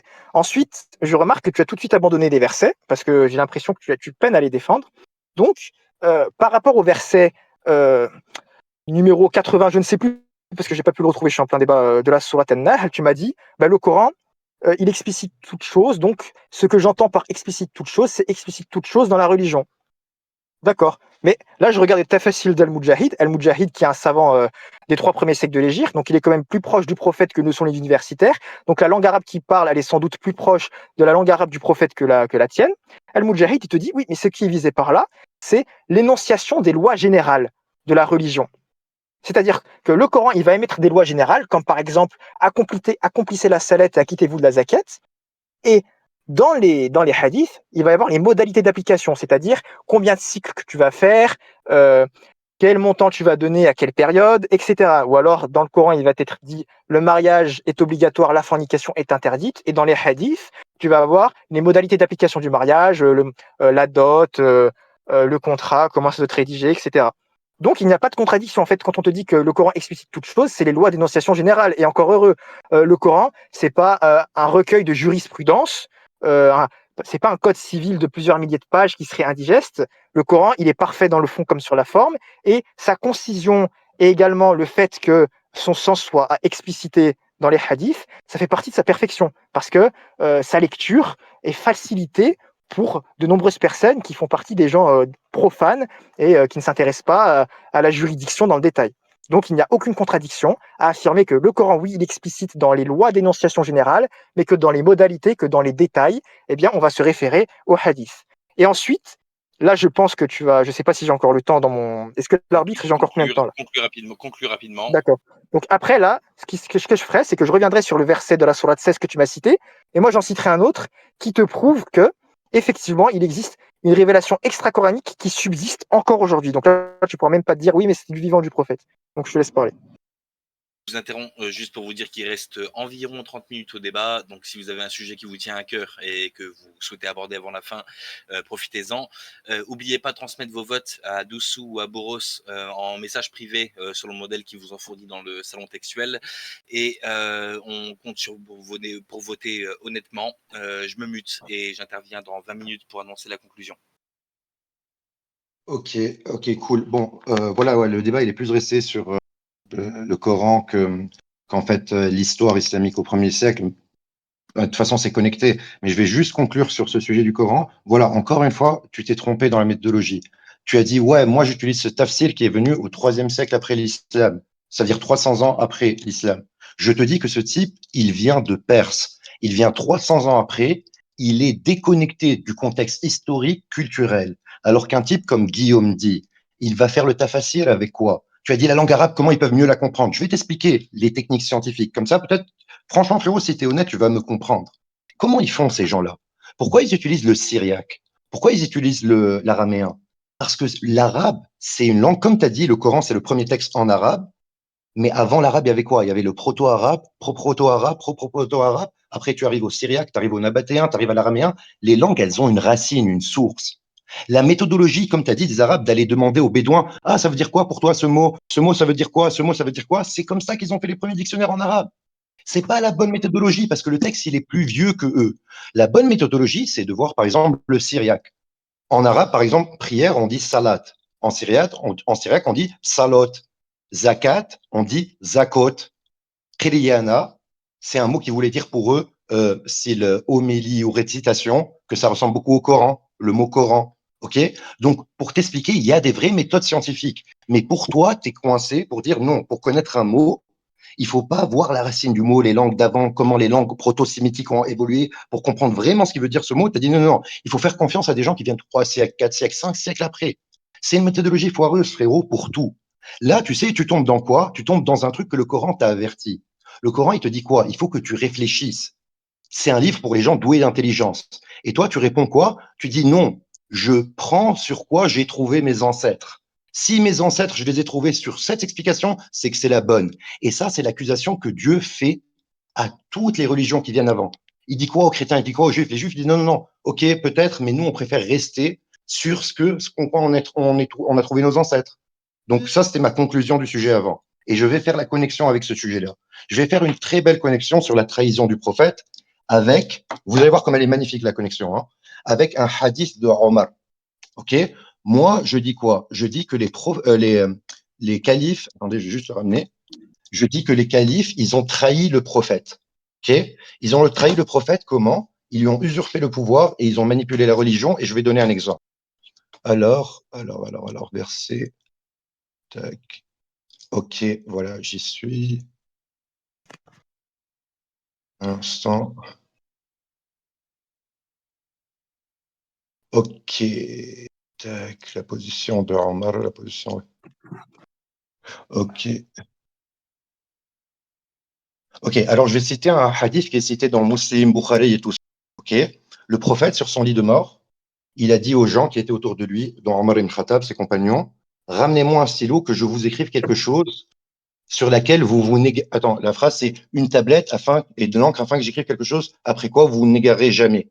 Et Omar ibn Khattab, il a dit, le prophète est en proie à la douleur. Et nous avons le livre d'Allah, cela nous suffit.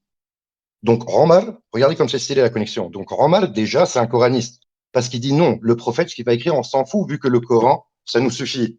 OK? Et entre guillemets, le prophète, il y a un hadith du prophète qui dit n'écrivez rien sur moi. Regarde, il est là, je l'ai. Alors, c'est le Sahih Muslim 3004. Il dit ne consignez rien de moi en dehors du Coran. Celui qui a écrit de moi autre chose que le Coran, qu'il l'efface. Donc, si le prophète a demandé d'écrire quelque chose, ça devait être du Coran. Selon moi, c'est du Coran. OK? Et Omar s'est opposé au prophète qui était sur son lit de mort. Ça veut dire un homme, même pas le prophète de l'islam, un homme qui est sur son lit de mort. Ses dernières volontés, tu les laisses faire, tu vois. Ça veut dire tu respectes cet homme qui est en train de mourir. Mais là, on parle du prophète de Dieu, de l'envoyé de Dieu. Ça veut dire quoi? Ça veut dire que Omar, sur ce moment-là, il a décidé que le prophète Mohammed n'était plus un envoyé de Dieu. Parce qu'il a décidé que ce prophète était trop proie à la douleur. En fait, il disait qu'il délirait et qu'il ne peut plus écrire le message de Dieu et que le Coran qu'il y a, c'est bon, il est validé. Et c'est ce premier hadith que je vais utiliser pour introduire le deuxième sujet, qui est la trahison des califes de l'islam. Bien sûr, Omar, après le prophète, c'est devenu un calife. Avant lui, il y a eu Abu Bakr, mais Omar, il a eu un très grand califat. Donc, on peut commencer le sujet sur ce hadith, si tu veux bien, hein, Kabil. Je peux parler ou c'est bon? Bien sûr. D'accord, ok. Bon, alors déjà, bon, je suis d'accord, puisque étant donné le caractère très court du débat, c'est malheureux, hein, puisque j'avais encore énormément de hadiths. J'en aurais aimé en citer un que j'avais travaillé en plus dans la langue arabe. J'étais allé regarder toutes les occurrences, les tafassirs, la preuve que tel mot signifie bien tel mot pour prouver qu'il y avait une révélation, qu'il y avait un commentaire qui se surajoutait au Coran et que c'était dans le Coran. Pour ceux qui voudraient aller voir, ça serait, je vous le dis, ça sera le verset 44 de la sourate An-Nahl, les abeilles 16. Si vous voulez, après le débat, on pourra en parler, moi et Kakaka. Bon, c'est dommage, mais maintenant, puisqu'il reste assez peu de temps, on va revenir sur ce verset, sur ce hadith. Alors, ce hadith-là, j'étais sûr, si tu veux, que j'aurais pu parier ma propre tête, ma propre vie, que tu allais citer ce hadith, puisque pour avoir débattu avec de nombreux chiites, c'est le seul qu'ils vont citer dans la tradition sunnite pour tenter de salir la mémoire du calife Omar. Donc, effectivement, ce hadith, il est sahih. Aucun musulman sunnite ne le nie. Il n'y a pas de souci. Maintenant, ce qu'on va nier, nous, ça va être bien évidemment le tafsir, tout l'habillage mélodramatique que les chiites en font. Alors maintenant, je vais expliciter. Alors, je vais carrément vous le citer nommément. Voilà. Alors, pour éviter d'avoir à le lire, parce que c'est difficile, il est trop long pour vous le citer. Après, dans mon temps de parole, c'est trop long. Donc, je vais carrément, là, dans le chat, je vais vous le donner, le hadith au complet. Ok, ça marche. Donc voilà ce qui se passe. Alors voilà ce qui se passe. Alors je vais faire la critique textuelle, c'est-à-dire que moi je vais enlever tout l'habillage mélodramatique. On va regarder ce que dit le hadith en lui-même. Le hadith en lui-même, il nous dit pas. Il nous dit que le jeudi. Alors déjà, il faut savoir que le hadith, il a eu lieu le jeudi de Rabi al-Awwal et que le prophète, il est décédé le lundi suivant. Et qu'entre-temps, toutes les sources sunnites rapportent que le week-end, il a eu une amélioration de son état de santé, qu'il est même sorti de sa maison. Donc il n'était pas sur son lit de mort, c'est faux, puisqu'il est mort, même selon les chiites, à l'unanimité, le 13 de Rabi al-Awwal, donc c'est-à-dire le lundi suivant. Donc dire que le prophète, il n'a pas eu le temps dans son dernier souffle, c'est faux. Si le prophète avait voulu affirmer un ordre de la révélation, même si Omar en avait empêché en lui mettant la main sur la bouche, ce qui est faux, ben, le prophète aurait pu en avertir les autres entre le jeudi et le lundi. Premier point. Ensuite, second point, qu'est-ce qu'il nous est dit? Il nous est juste dit que le prophète a demandé un papier et un stylo pour écrire, on va dire, un condensé, un résumé des conseils, des directives à la communauté, parce que le prophète, il craignait que sa communauté soit laissée sans sa garde, seule. Et Omar lui dit, le prophète souffre, il est dans une grande souffrance, parce que le terme délire, ça renvoie pas à la perte de raison, parce que ça serait un rabaissement du prophète. Le terme délire, hajar en arabe, l'imam Ahmed, il explique dans son Mousned par le fait d'avoir une grande souffrance, c'est-à-dire le fait d'avoir de la fièvre, une grande agitation. Le Omar, il nous dit quoi? Le Omar, il nous dit, je cite, euh, euh, le livre d'Allah nous suffit. Pourquoi il nous dit cela? Il nous dit cela parce que peu de temps avant a été révélé Surat Al-Maïda, verset 3, table servie d'ailleurs en référence au miracle de Jésus. Il nous est dit dans ce verset-là, j'ai parachevé pour vous votre religion et mon bienfait a été accompli sur vous. Donc on comprend de ce verset, suite à cette révélation, qu'il n'y aura plus de loi révélée. C'est fini. C'est-à-dire que la mission prophétique a été parachevée, que le Coran a été descendu dans son entièreté, que toutes les lois à suivre pour les croyants et que toutes les preuves dans la croyance ont été fournies. Donc Omar, en disant cela, il veut rassurer le prophète en lui disant Alhamdulillah, nous avons le Coran et la Sunna, ta mission est parachevée, c'est-à-dire que tu nous as laissé entre deux bonnes mains déjà. Donc Omar, il rassure le messager de Allah qui en prend une grande souffrance. Il voulait le rassurer parce que le prophète, cette inquiétude ajoutait des difficultés à sa propre maladie. Premier point. Ensuite, tu me dis, en fait, même ton tafassir, KKK, c'est une grave insulte pour le messager. Parce que le messager, face à cette dispute entre les compagnons, certains voulaient qu'il écrive, d'autres disaient non, laissez-le se reposer, le Coran nous suffit. Face à cette dispute, le prophète les a envoyés parce que cette dispute l'ennuyait, le fatiguait. Mais si on part d'une loi révélée, que Allah a ordonné au prophète de révéler, et que le prophète, par simple ennui, parce qu'il était ennuyé, ou pire, voilà, que Dieu m'en préserve, mais parce qu'il aurait eu peur de la bande à Omar, donc qu'il aurait été lâche, qu'il n'aurait pas. C'est-à-dire que là, en fait, tu attribues au prophète le fait de ne pas avoir appliqué sa mission. C'est-à-dire que le prophète n'a pas rempli sa mission. Et dans le contexte du hadith, ça voudrait dire que le prophète n'a pas rempli sa mission, soit parce qu'il était simplement ennuyé par l'écrit et qu'il voulait la paix. Donc dans ce cas-là, par paresse, il ne se serait pas quitté de la transmission d'une loi révélée si importante. Soit alors, pire que ça, il aurait eu un comportement lâche, ou alors, je n'attribue pas, il aurait eu un comportement lâche parce qu'il aurait eu peur de Omar et de ses partisans. Donc déjà, en soi, ton interprétation est très grave, puisque tu dois justifier le fait que le prophète n'ait pas transmis cette loi. Donc déjà, il ne s'est pas quitté correctement de sa mission de prophète, de son statut de prophète, c'est extrêmement grave. Donc il faut que tu puisses justifier. Et si tu justifies cela par le fait qu'il y avait trop de bruit, comme c'est cité dans le hadith, ou que alors tu cites une raison extra qui est en dehors du hadith, par exemple, il aurait eu peur. Mais c'est encore pire. Donc là, si tu veux, tu attribues quelque chose de très grave au messager. Donc tu dois justifier pourquoi et que si c'est une loi révélée, il s'en serait. J'ai compris. Je sens que vous avez tous les deux des tas de choses à dire, donc je vous propose de rajouter 10 minutes, seulement si vous êtes tous les deux d'accord, et on fait 10 minutes ça me va, c'est bon. débat. Donc on terminerait à 21h50, 21h50, oui, heure de Paris. Ça marche, pas de souci. Ok, alors pour répondre à tout ça, tac, c'est très facile. Regarde, ce qui est cool, c'est que c'est filmé cette conférence, ok? Donc en fait, tu vas voir ce que tu as dit. Tu viens de mal citer le hadith tellement c'est pas une insulte, hein, tu es matrixé, prends-le pas comme une insulte, que c'est ce qui a été révélé, c'est le Coran et la Sunna. Tu as dit, Omar, il a dit, on a le Coran, le livre d'Allah et la Sunna, ça nous suffit. Tu as dit ça, tu vas t'écouter. Tu as dit ça, peut-être tu t'en souviens pas, mais c'est pas ça le hadith. Le hadith, c'est que le prophète a dit quoi? Toi, tu as minimisé ce que voulait dire le prophète. Le prophète, il a dit clairement quoi? Je vais vous écrire quelque chose après laquelle vous n'allez pas vous égarer. Ça veut dire que c'était pas quelque chose de minime. C'était quelque chose de la plus haute importance. Et moi, en fait, j'ai pas voulu étaler sur ce que je pense que c'est, moi. Moi, je pense que il y a une possibilité que ça soit du Coran, parce que le Coran se récitait, il se faisait écrire, il se récitait, il se faisait écrire, mais qu'il allait écrire une partie du Coran très importante que peut-être pas beaucoup de gens ont entendu, tu vois. Parce que moi, je pense aussi que le Coran qu'on a aujourd'hui, il y a des versets en plus, mais il y a des versets en moins. Moi, je pense qu'il y a des gens qui n'ont pas répertorié certains versets, ok? En fait, c'est très grave théologiquement, Kabil. C'est super grave théologiquement. Pourquoi?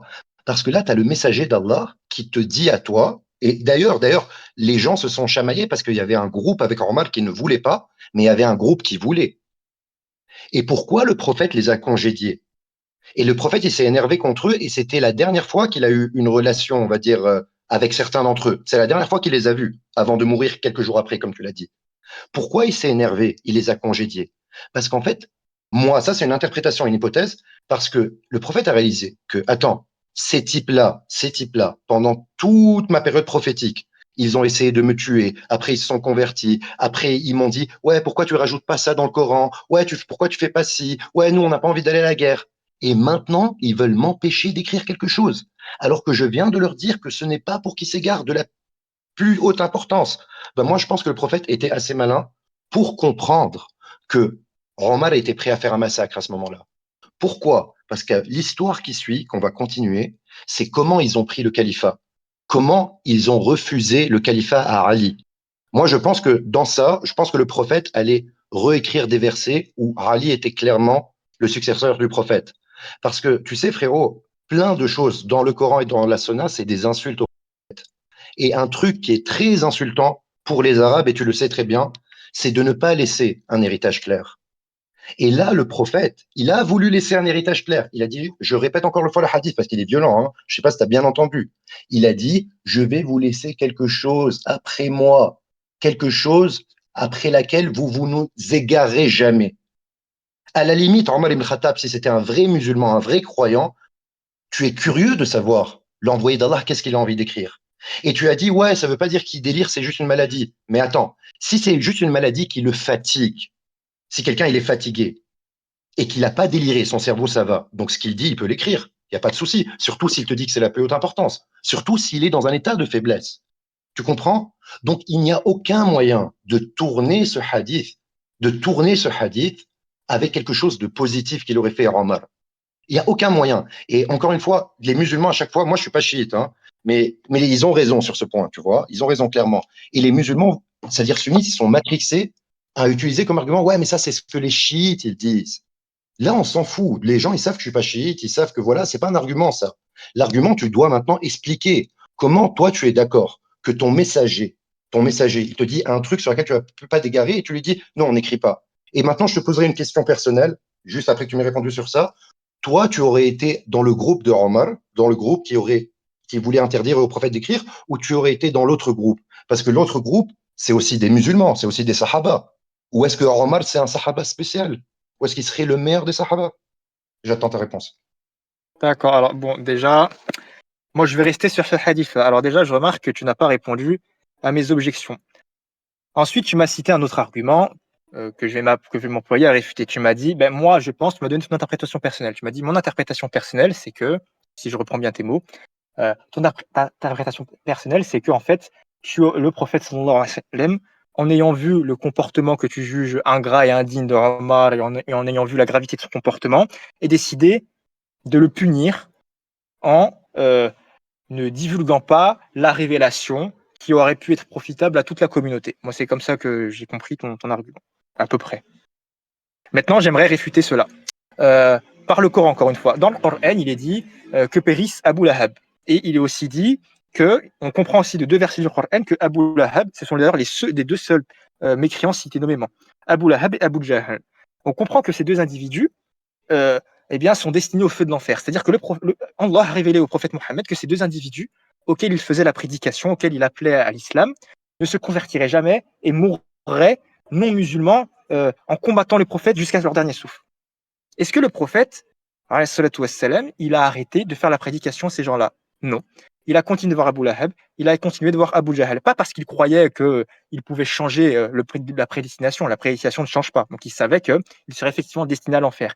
Mais parce que, en tant que prophète, il avait une mission, il avait un ordre, et il s'y est conformé jusqu'au bout, même avec des individus dont il savait, dont il avait eu la révélation qu'ils mourraient non musulmans. Et toi, tu me dis, il a voulu punir Omar en changeant d'avis.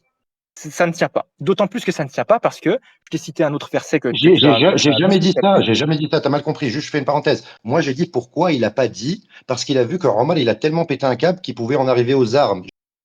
Parenthèse, en guillemets. Mais la question, excuse-moi Kabir, pour recentrer, la question que je t'ai posée c'était, est-ce que toi tu penses que Omar, d'avoir empêché d'écrire le prophète d'Allah, quelque chose sur laquelle on s'égarait jamais, c'était bien ou mal? C'est juste ça ma question. Non, mais ta question, c'est une chose, mais moi, je vais revenir sur le parce qu'en fait, j'ai vu que j'ai assez peu de temps, et j'ai même pas fini mon analyse du hadith. Donc, revenons-en au hadith. Donc, j'étais cité, il a raison de Omar.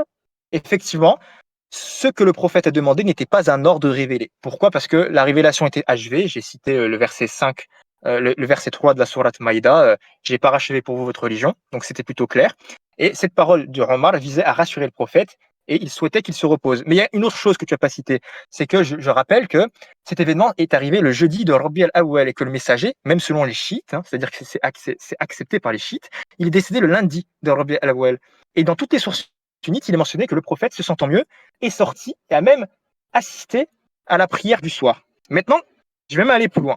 Tu me dis, il aurait voulu confirmer Ali dans son califat.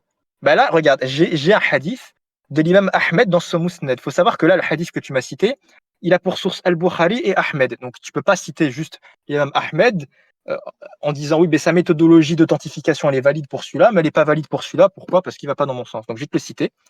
Ali rapporte que le prophète s'adresse à lui et lui ordonna d'apporter un plateau afin qu'il y inscrive une chose qui empêcherait par la suite à la Oumma de s'égarer. Donc, c'est-à-dire que l'imam Ali, par la suite, après ce jeudi, il est allé voir le messager, parce que, bien évidemment, entre jeudi et lundi, il y a beaucoup d'individus qui sont allés voir le messager, parce qu'ils savaient que sa fin était proche. Et le prophète lui a demandé, effectivement, apporter un plateau afin qu'il serve de scribe pour inscrire quelque chose pour pas que sa Oumma s'égare.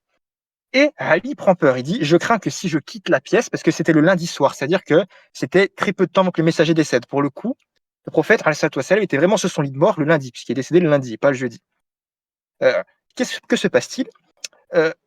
Ali prend peur et dit « Oui, mais si je quitte la pièce pour aller chercher le plateau, j'ai peur que tu décèdes pendant ce temps-là, et moi je ne le veux pas. » Il dit « Je protégerai et mémoriserai ce que vous allez dire, c'est-à-dire que même si vous n'écrivez pas, moi je vais le retenir par cœur et je le transmettrai. » Ce à quoi le prophète a dit « Je vous recommande fermement de respecter la salat et la zakat, ainsi que de bien vous comporter envers vos esclaves. » Donc, le terme de l'esclavage qui était si cher, eh bien, il s'y retrouve. C'est-à-dire qu'effectivement, le prophète avait intérêt à ce que les musulmans soient exemplaires du point de vue d'esclavage. Je suis d'accord avec toi. Ok. Mais j'ai pas fini. Juste une dernière chose, par rapport à la zakat. Je termine juste par rapport à la zakat. Pourquoi le prophète, il a insisté sur la zakat sur son lit de mort? Parce que je suppose que tu sais que juste après la mort du prophète, il y a une énorme fitna qui s'appelle la guerre de Rida. En fait, certaines tribus d'Arabie ont décidé, après une interprétation tout à fait frauduleuse d'un verset, que ils n'avaient plus à payer la zakat, au califat, puisque le prophète était décédé et que la zakat ne s'appliquait que du vivant du prophète. Et cette guerre a fait énormément de morts, ce qu'on appelle la guerre de Rida. Le calife Abu Bakr, il a passé l'essentiel de son califat à combattre cette espèce de, ce qu'on appelle la guerre d'apostasie, à combattre cette apostasie, jusqu'à ce que tout le monde revienne dans le droit chemin et accepte de payer la zakat, qui est quand même un des 5 piliers de l'islam. Donc même là, quand on met en exergue ce hadith par rapport au contexte historique, on comprend que les réelles directives du prophète, c'était celle-ci et non pas le califat de Ali. Ok, donc encore une fois, je pense que tu t'égares beaucoup parce que moi, je t'ai dit exactement ça. Je t'ai dit, est-ce que toi, je vais te poser la question, juste j'ai envie que tu répondes. Et après, je vais continuer mon point, ok? Tu penses que Omar, qui a empêché d'écrire le prophète, c'était une bonne action qu'il a fait ou une mauvaise action? Juste pour moi, en fait, moi, si tu veux, je me place en observateur extérieur 14 siècles après, je considère que les deux groupes avaient leurs avis. Tu vois, non, mais c'est la question que je t'ai posée. Toi, tu aurais pris parti de quel groupe? Parce qu'on n'a pas, excuse-moi, on n'a pas des groupes qui étaient entre les deux. Parce qu'il n'y a pas entre les deux, c'est binaire. On le laisse écrire ou on le laisse pas écrire. C'est quoi ton avis? Excuse-moi, je te repose la question. C'est clair comme question. Est-ce qu'on le laisse écrire ou est-ce qu'on le laisse pas écrire? À l'époque, moi et toi. Moi, je serais parti dans le groupe, on le laisse écrire. Toi, tu pars dans quel groupe? Moi, avec le recul que j'ai, sachant que je sais que le messager d'Allah est décédé le lundi de Rabi al-Awwal, j'aurais pas demandé, mais j'aurais été plutôt de l'avis de Ibn Mas'ud. C'est Ibn Mas'ud qui rapporte ce hadith, qui était triste que le prophète n'ait pas écrit. Moi, j'aurais aimé, de toute façon, moi j'aime tout ce qui vient de mon prophète. Si le prophète avait écrit, je n'aurais été heureux et j'aurais aimé ce qu'il aurait écrit et la directive qu'il aurait donnée. Mais regarde, juste une dernière chose. Voilà, c'est tout ce que je t'ai demandé, ok? Je t'ai tout ce que je t'ai demandé. Non, mais regarde, non, mais c'est mon temps de parole, excuse-moi. C'est mon temps de parole, Kabil. Je t'ai dit de répondre. J'aurais pas dû te répondre, je rentre dans ton Excuse-moi. Je sais que c'est un sujet passionnant, on veut tous beaucoup parler, mais maintenant c'est mon temps de parole. Je t'ai dit de répondre par oui ou non et tu as fait plusieurs phrases, ok? Mais je t'ai laissé dire les plusieurs phrases. Donc ce que tu as répondu, c'est Karim, moi j'aurais été dans le même camp que toi. Donc moi j'aurais aimé que le prophète l'écrive. Et tu as bien fait, frérot, de répondre ça. Pourquoi? Parce que je pense que c'est Allah, dans ta fitra, il te guide vers le droit chemin. Pourquoi tu aurais dit, oui, je veux que mon prophète écrive? Parce que c'est l'envoyé d'Allah. Et que l'inverse de cette pensée, c'est une pensée hérétique. Hérétique. C'est pas juste une question, je me lave les mains 2 fois ou 3 fois. Non, allez, 2, 3 fois. Non, on dit de laisser l'envoyé d'Allah écrire, frérot. C'est pas un truc, une pirouette. Moi, je voulais rester sur l'essentiel du sujet. Et toi, tu m'as parlé, ouais, mais après, il a redit, il faut faire la salat, la zakat. Mec, la salat, la zakat, c'est écrit dans le Coran 1000 fois. 1000 fois. Et là, on va passer sur le sujet suivant. Parce que toi, tu as dit que les guerres d'apostasie, regardez bien ce qu'il a dit. Il a dit les guerres d'apostasie, c'est parti parce que les gens, ils voulaient pas payer la zakat. Il a raison. Mais il n'y avait pas que ça. Les gens, la première raison, et là, on va rentrer dans le vrai conflit de l'islam, c'est que les gens ont refusé de faire l'allégeance à Abu Bakr. Ils étaient musulmans, ils croyaient en Allah, ils croyaient au messager d'Allah, et voilà, c'était ça leur religion. Elle était simple, pure. Quand Abu Bakr a pris le pouvoir, il a dit non, non, non, il faut aussi prêter allégeance à moi. Et la zakat que le prophète, ça c'est encore aussi entre guillemets les gars, mais c'est un autre sujet long. En fait, la zakat, les musulmans sunnites, ils interprètent c'est un truc, c'est une taxe que tu dois payer à l'État et tout, mais c'est pas vrai. C'est une taxe que le prophète te dit de donner aux pauvres. Tu vois, en fait, la zakat, les sadaqas et tout, c'est toi-même, qui donne ce que tu veux aux pauvres. Si tu es un crevard, tu vas le payer chez Dieu, et si tu es un type qui donne beaucoup, Dieu va te le rendre. Mais eux, ils l'ont rendu politique. Ils ont dit non, non, non, ça veut dire c'est un impôt gouvernemental, ça veut dire que tu es obligé de payer. Et cette méthodologie, on sait très bien que c'est pas des religieux qui fonctionnent comme ça, c'est des politiques et tout et tout. Maintenant, juste pour passer au second, je vais vraiment résumer, parce que là, on est en train de terminer.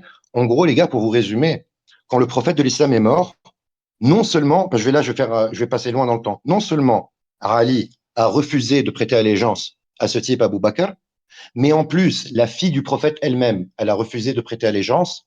Quand elle a refusé de prêter allégeance, la fille du prophète, il y a le fameux Omar qui n'a pas voulu laisser le prophète écrire.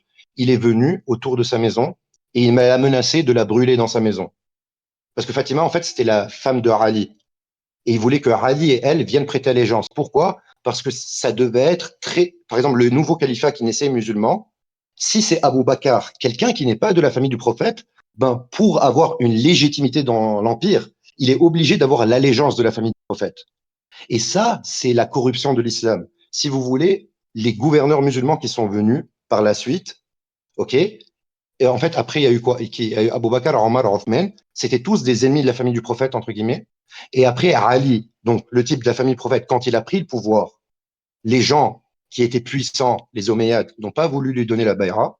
Donc, ils ont fait quoi? Ils ont tué Ali. Ils ont tué qui d'autre?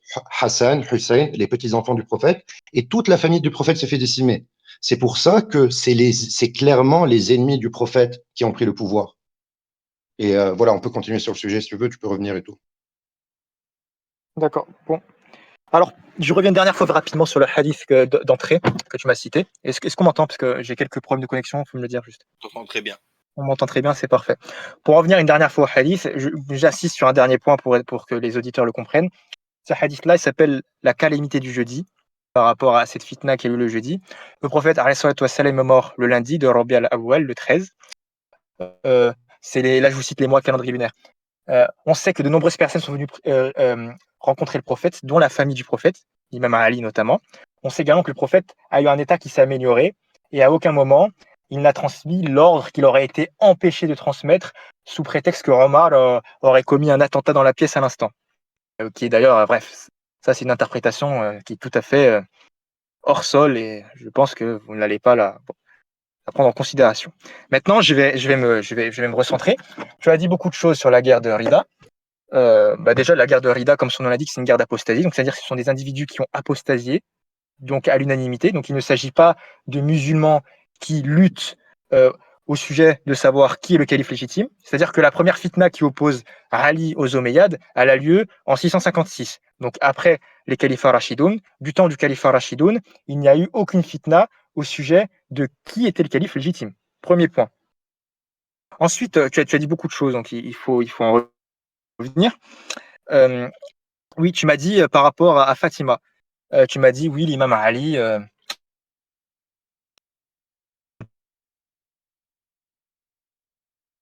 Ouais, je t'ai dit l'imam Ali. Je Il y a pense une qu'il coupure. Oui, ah, il y il a a une coupé. coupure. Il y avait Ah, ok. l'éther. Après l'imam Ali. Ah, ok. Ah ouais, ben, je vais profiter pour prendre un peu de temps de parole pour pas prendre du temps. Après, je lui laisserai plus de temps de parole. Ouais, en fait, il disait quoi? Il disait que voilà, il ne voulait pas dire que Omar, parce qu'en fait, dans l'islam sunnite, on leur apprend à vénérer les compagnons du prophète. Donc, lui, il aurait Oui, j'ai lui. eu un Ah, problème. Il est de retour, vas-y, il est de retour. Alors ça a coupé Excusez-moi. à Alors, l'imam j'ai Ali. parlé dans le vide, c'est dommage. Ouais, c'est pas grave. Oui, Ouais, alors, ouais. voilà. J'en étais où? Et c'est où vous avez entendu parler de moi la Tu dernière fois? parlais de l'imam Ali. Oui, alors je disais, alors oui, bon, il disait, ce que Kakaka ne vous dit pas, c'est que du vivant du prophète, les compagnons Omar et Othman étaient les plus aimés par le messager lui-même. Et je vais vous donner des exemples, alors là, saisissants. Othman, par exemple, était surnommé l'homme aux deux lumières. Pourquoi? Parce qu'il a marié successivement 2 des 4 filles du prophète, pour vous dire. Il a d'abord marié Ruqayya, c'était sa seule femme, hein. Mais parce qu'en fait, en islam, il faut savoir qu'on peut avoir plusieurs femmes, il est interdit de marier euh, deux sœurs simultanément. Ça ne se fait pas. C'est-à-dire que tu peux marier une sœur à la suite de l'autre, mais tu ne maries pas 2 sœurs simultanément. Donc, Othman a épousé une fille du prophète qui s'appelait Ruqayya. Malheureusement, Ruqayya est décédée euh, peu avant la bataille de Uhud, ce qui a d'ailleurs été une cause pour laquelle Othman n'a pas participé à cette bataille. Et par la suite, il lui a donné la main d'une autre de ses filles qui s'appelait Zaynab. Et donc là, on a quand même Othman qui, par alliance, fait partie lui-même de la famille du prophète, qui est des Ahlul Bayt. Je n'ai pas terminé. Il faut savoir que le prophète, il a aussi marié Hafsa, qui est la fille de Omar, qui a d'ailleurs joué un grand rôle dans la compilation des différents manuscrits des différentes parties du Coran, puisqu'il faut savoir que Abu Bakr les a confiés à elle. Et on a également Aïcha, qui est la fille d'Abu Bakr. Et on a Abu Bakr, qui est quand même nommément cité dans le Coran, je rappelle, puisque au sujet de, par exemple, ce qu'on va avoir l'épisode de la grotte, c'est-à-dire durant l'Hégire, ce qui va se passer, c'est que le prophète, il va se réfugier dans la grotte avec son compagnon. Et dans le Coran, il est dit dans le sens, ne te tourmentez pas, toi et ton compagnon. Donc, Abu Bakr, il est cité comme un compagnon, c'est-à-dire quelqu'un qui est proche du messager et qui est son ami, dans le Coran lui-même.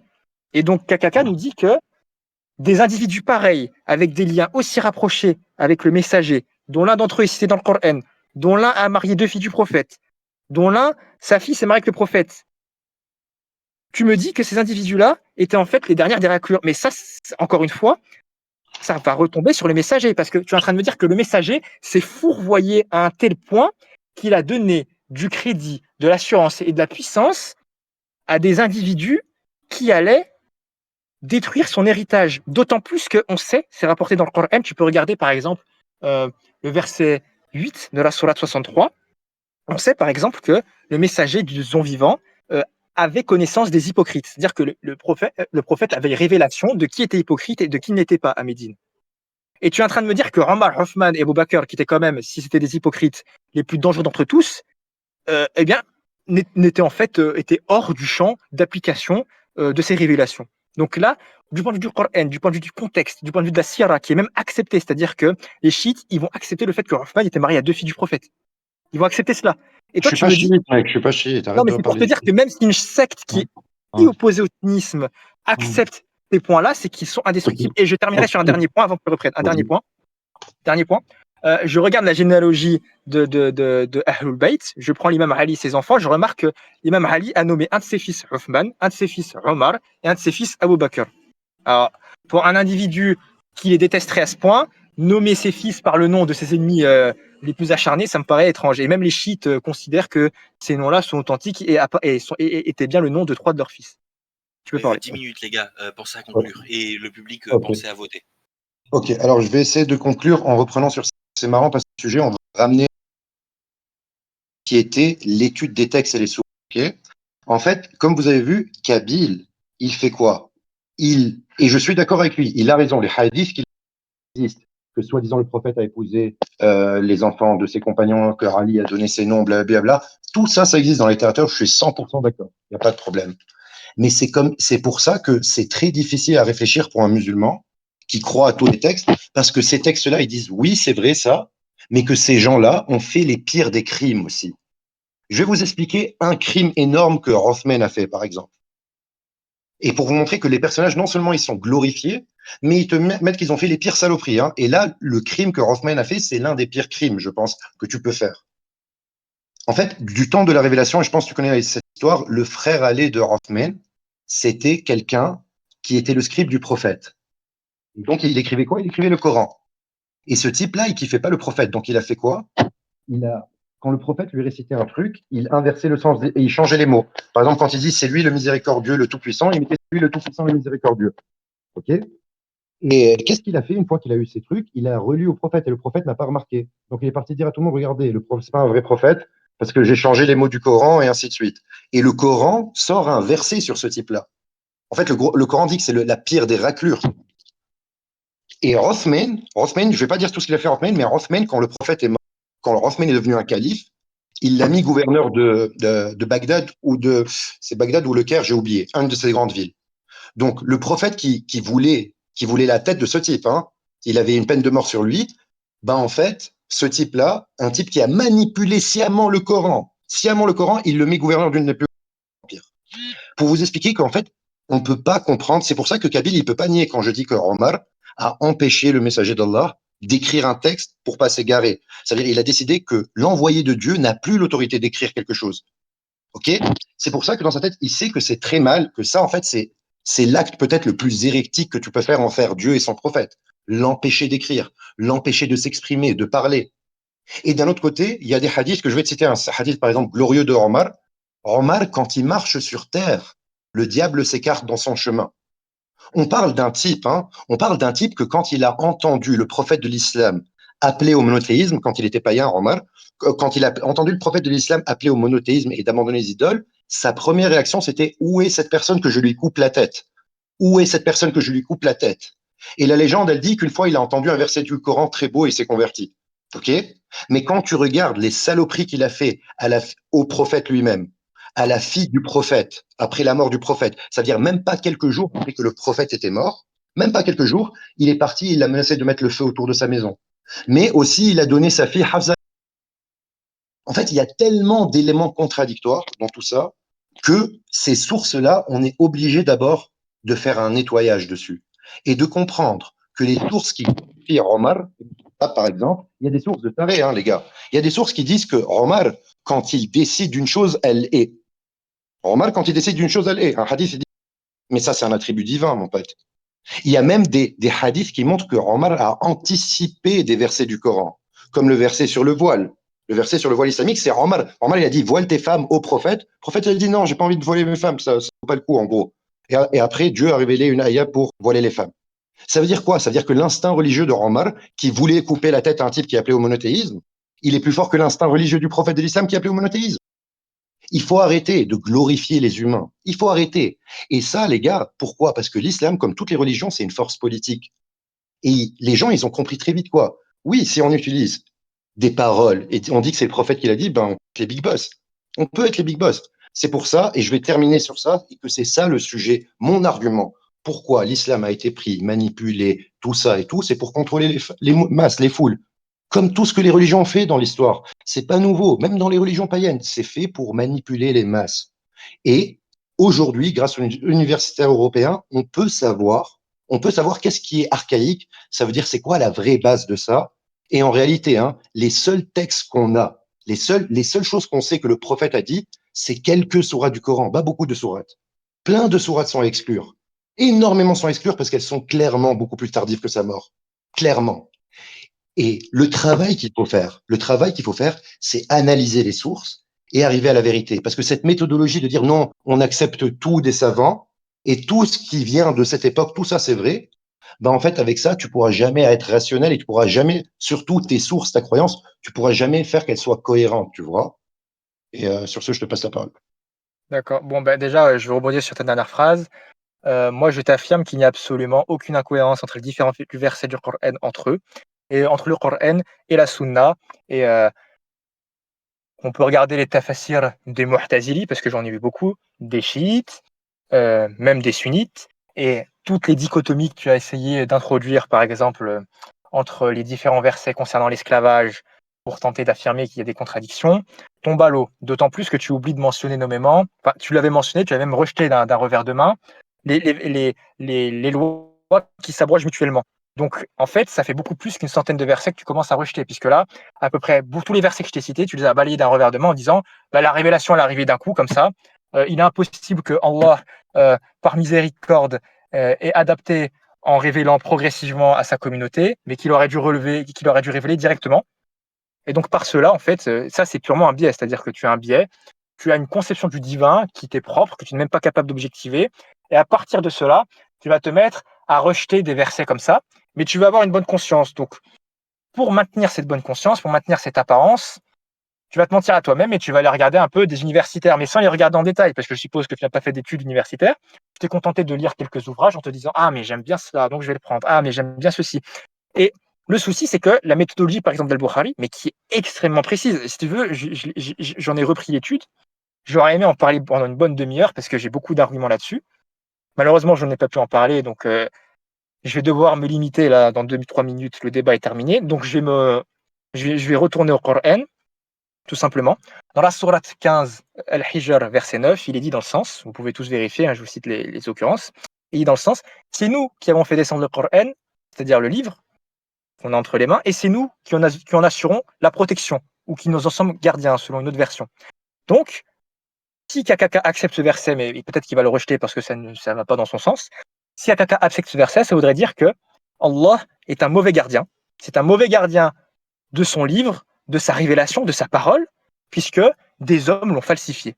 Donc ça voudrait dire que Allah, qui est omnipotent, qui a voulu, par sa parole, enseigner aux hommes, c'est quand même dans la sourate, c'est quand même les premières paroles révélées, c'est-à-dire Iqra récite, dans le sens j'enseigne aux hommes par le calem ce qu'ils ne savaient pas. Ça fait partie des 5 premiers versets révélés au prophète.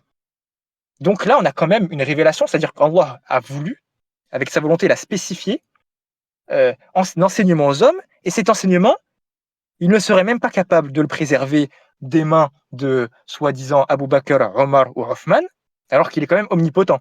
Donc ce verset-là, même si tu ne l'acceptes pas, ta fitra, ta raison, elle te dit que bah oui, si Allah veut préserver un message, si Allah veut diffuser quelque chose et enseigner quelque chose à l'humanité, par son omnipotence, il l'a garantit, et ça n'est certainement pas Abu Bakr, Omar ou Othman qui pourrait s'opposer à lui. Et je citerai aussi un dernier verset.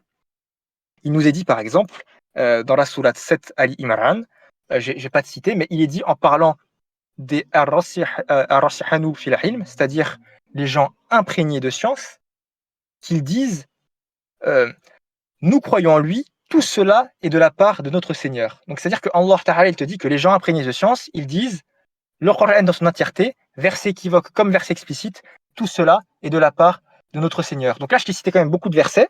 Si tu me les rejettes tous parce qu'aucun d'entre eux ne va dans ton sens et que ça impliquerait un effondrement dans ton paradigme, il faudrait que tu puisses me le justifier. Et je regrette, on va dire, un manquement dans l'explicitation de ta méthodologie. Parce que pour moi, je vais être très honnête, si tu considères qu'il y a un livre et que dedans, il y a des informations vraies et des informations fausses et que tu n'as pas une méthodologie ultra solide, déterminée, décrite, que tu es capable d'objectiver sans conteste, eh bien, la meilleure position, ça serait d'être agnostique et de considérer que dedans, il y a du vrai, il y a du faux, mais je ne suspends mon jugement comme je n'ai pas suffisamment de connaissances. Et donc, eh bien, aucun de ces enseignements ne peut m'être utile parce que je ne peux pas considérer s'ils sont vrais ou non. Et donc, dans ce cas-là, tu sors même du coranisme et tu rentres dans le cadre de l'agnosticisme. Et ça, c'est dommage. Et c'est bien pour ça, d'ailleurs, que de nombreux coranistes, et que la plupart des coranistes orthodoxes, parce qu'ils ont aussi une orthodoxie, prennent le Coran dans son entièreté et partent et prennent pour axiome que le Coran est un livre infalsifié. Et d'ailleurs, ils vont te citer, pareil, le verset 15, le verset 9 de la sourate 15, par exemple. Bon, on n'aura pas l'occasion d'approfondir plus que ça l'a déjà été fait. On arrive malheureusement à la fin de ce débat et du coup j'ai hâte de vous entendre tous les deux approfondir le sujet dans les salons chill un peu plus tard. Merci à vous deux, merci au public. Pour moi c'était un débat plutôt atypique vu le fait que ça opposait deux personnes qui s'identifiaient toutes les deux comme musulmanes. C'était un examen un petit peu interne de la doctrine et puis qui venait de deux points de vue complètement diamétralement opposés. Donc pour moi c'était vraiment passionnant. On a abordé la théologie, la philosophie, l'herméneutique, la linguistique, l'histoire, c'était vraiment cool. Je vous invite à voter selon la méthode décrite plus tôt. Donc vous envoyez un MP à Doussou ou à Boros en copiant-collant le modèle qu'ils ont partagé dans le textuel et en inscrivant vos notes.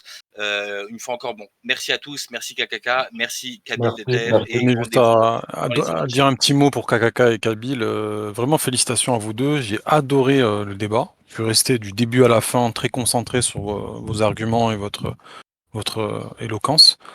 Je pense, sans trop avancer, mais pour l'instant, je trouve que c'est l'un des meilleurs débats qu'on ait eu. Comme l'a dit si bien, donc Walter, on a eu droit à plusieurs thématiques. Donc franchement, vous nous avez régalé les gars. Et je serais pas étonné que vous ayez des bonnes notes parce que franchement, merci à vous deux. Vous avez été géniaux. Et voilà, donc vous pouvez être fiers de vous. Et merci à Walter en tout cas aussi pour ton gros travail d'arbitrage. Tu arbitres très souvent en ce moment. Dems prendra le relais prochainement quand il reviendra de vacances. Il est actuellement dans la forêt noire, donc il est un peu. J'espère que tu as une bonne connexion, Dems, mais voilà, en tout cas, merci à vous deux, vous avez été géniaux. Merci Boris. Et j'espère, voilà, bon, c'est vrai que j'ai pas le droit de le dire, mais j'espère que vous allez être au moins en 8e tous les deux, parce que vous le méritez vraiment. Voilà. Merci beaucoup Maurice. Merci Merci Kabyle, merci Kabyle aussi. On se rejoint dans les chills, et n'oubliez Ouais. pas les votes, les amis, en MP. Il manque beaucoup de votes encore, donc envoyez tout ça, les amis, on vous attend. Envoyez les votes en MP, merci. Merci Ciao. tout le monde. Ciao, au revoir. Au revoir. À vous.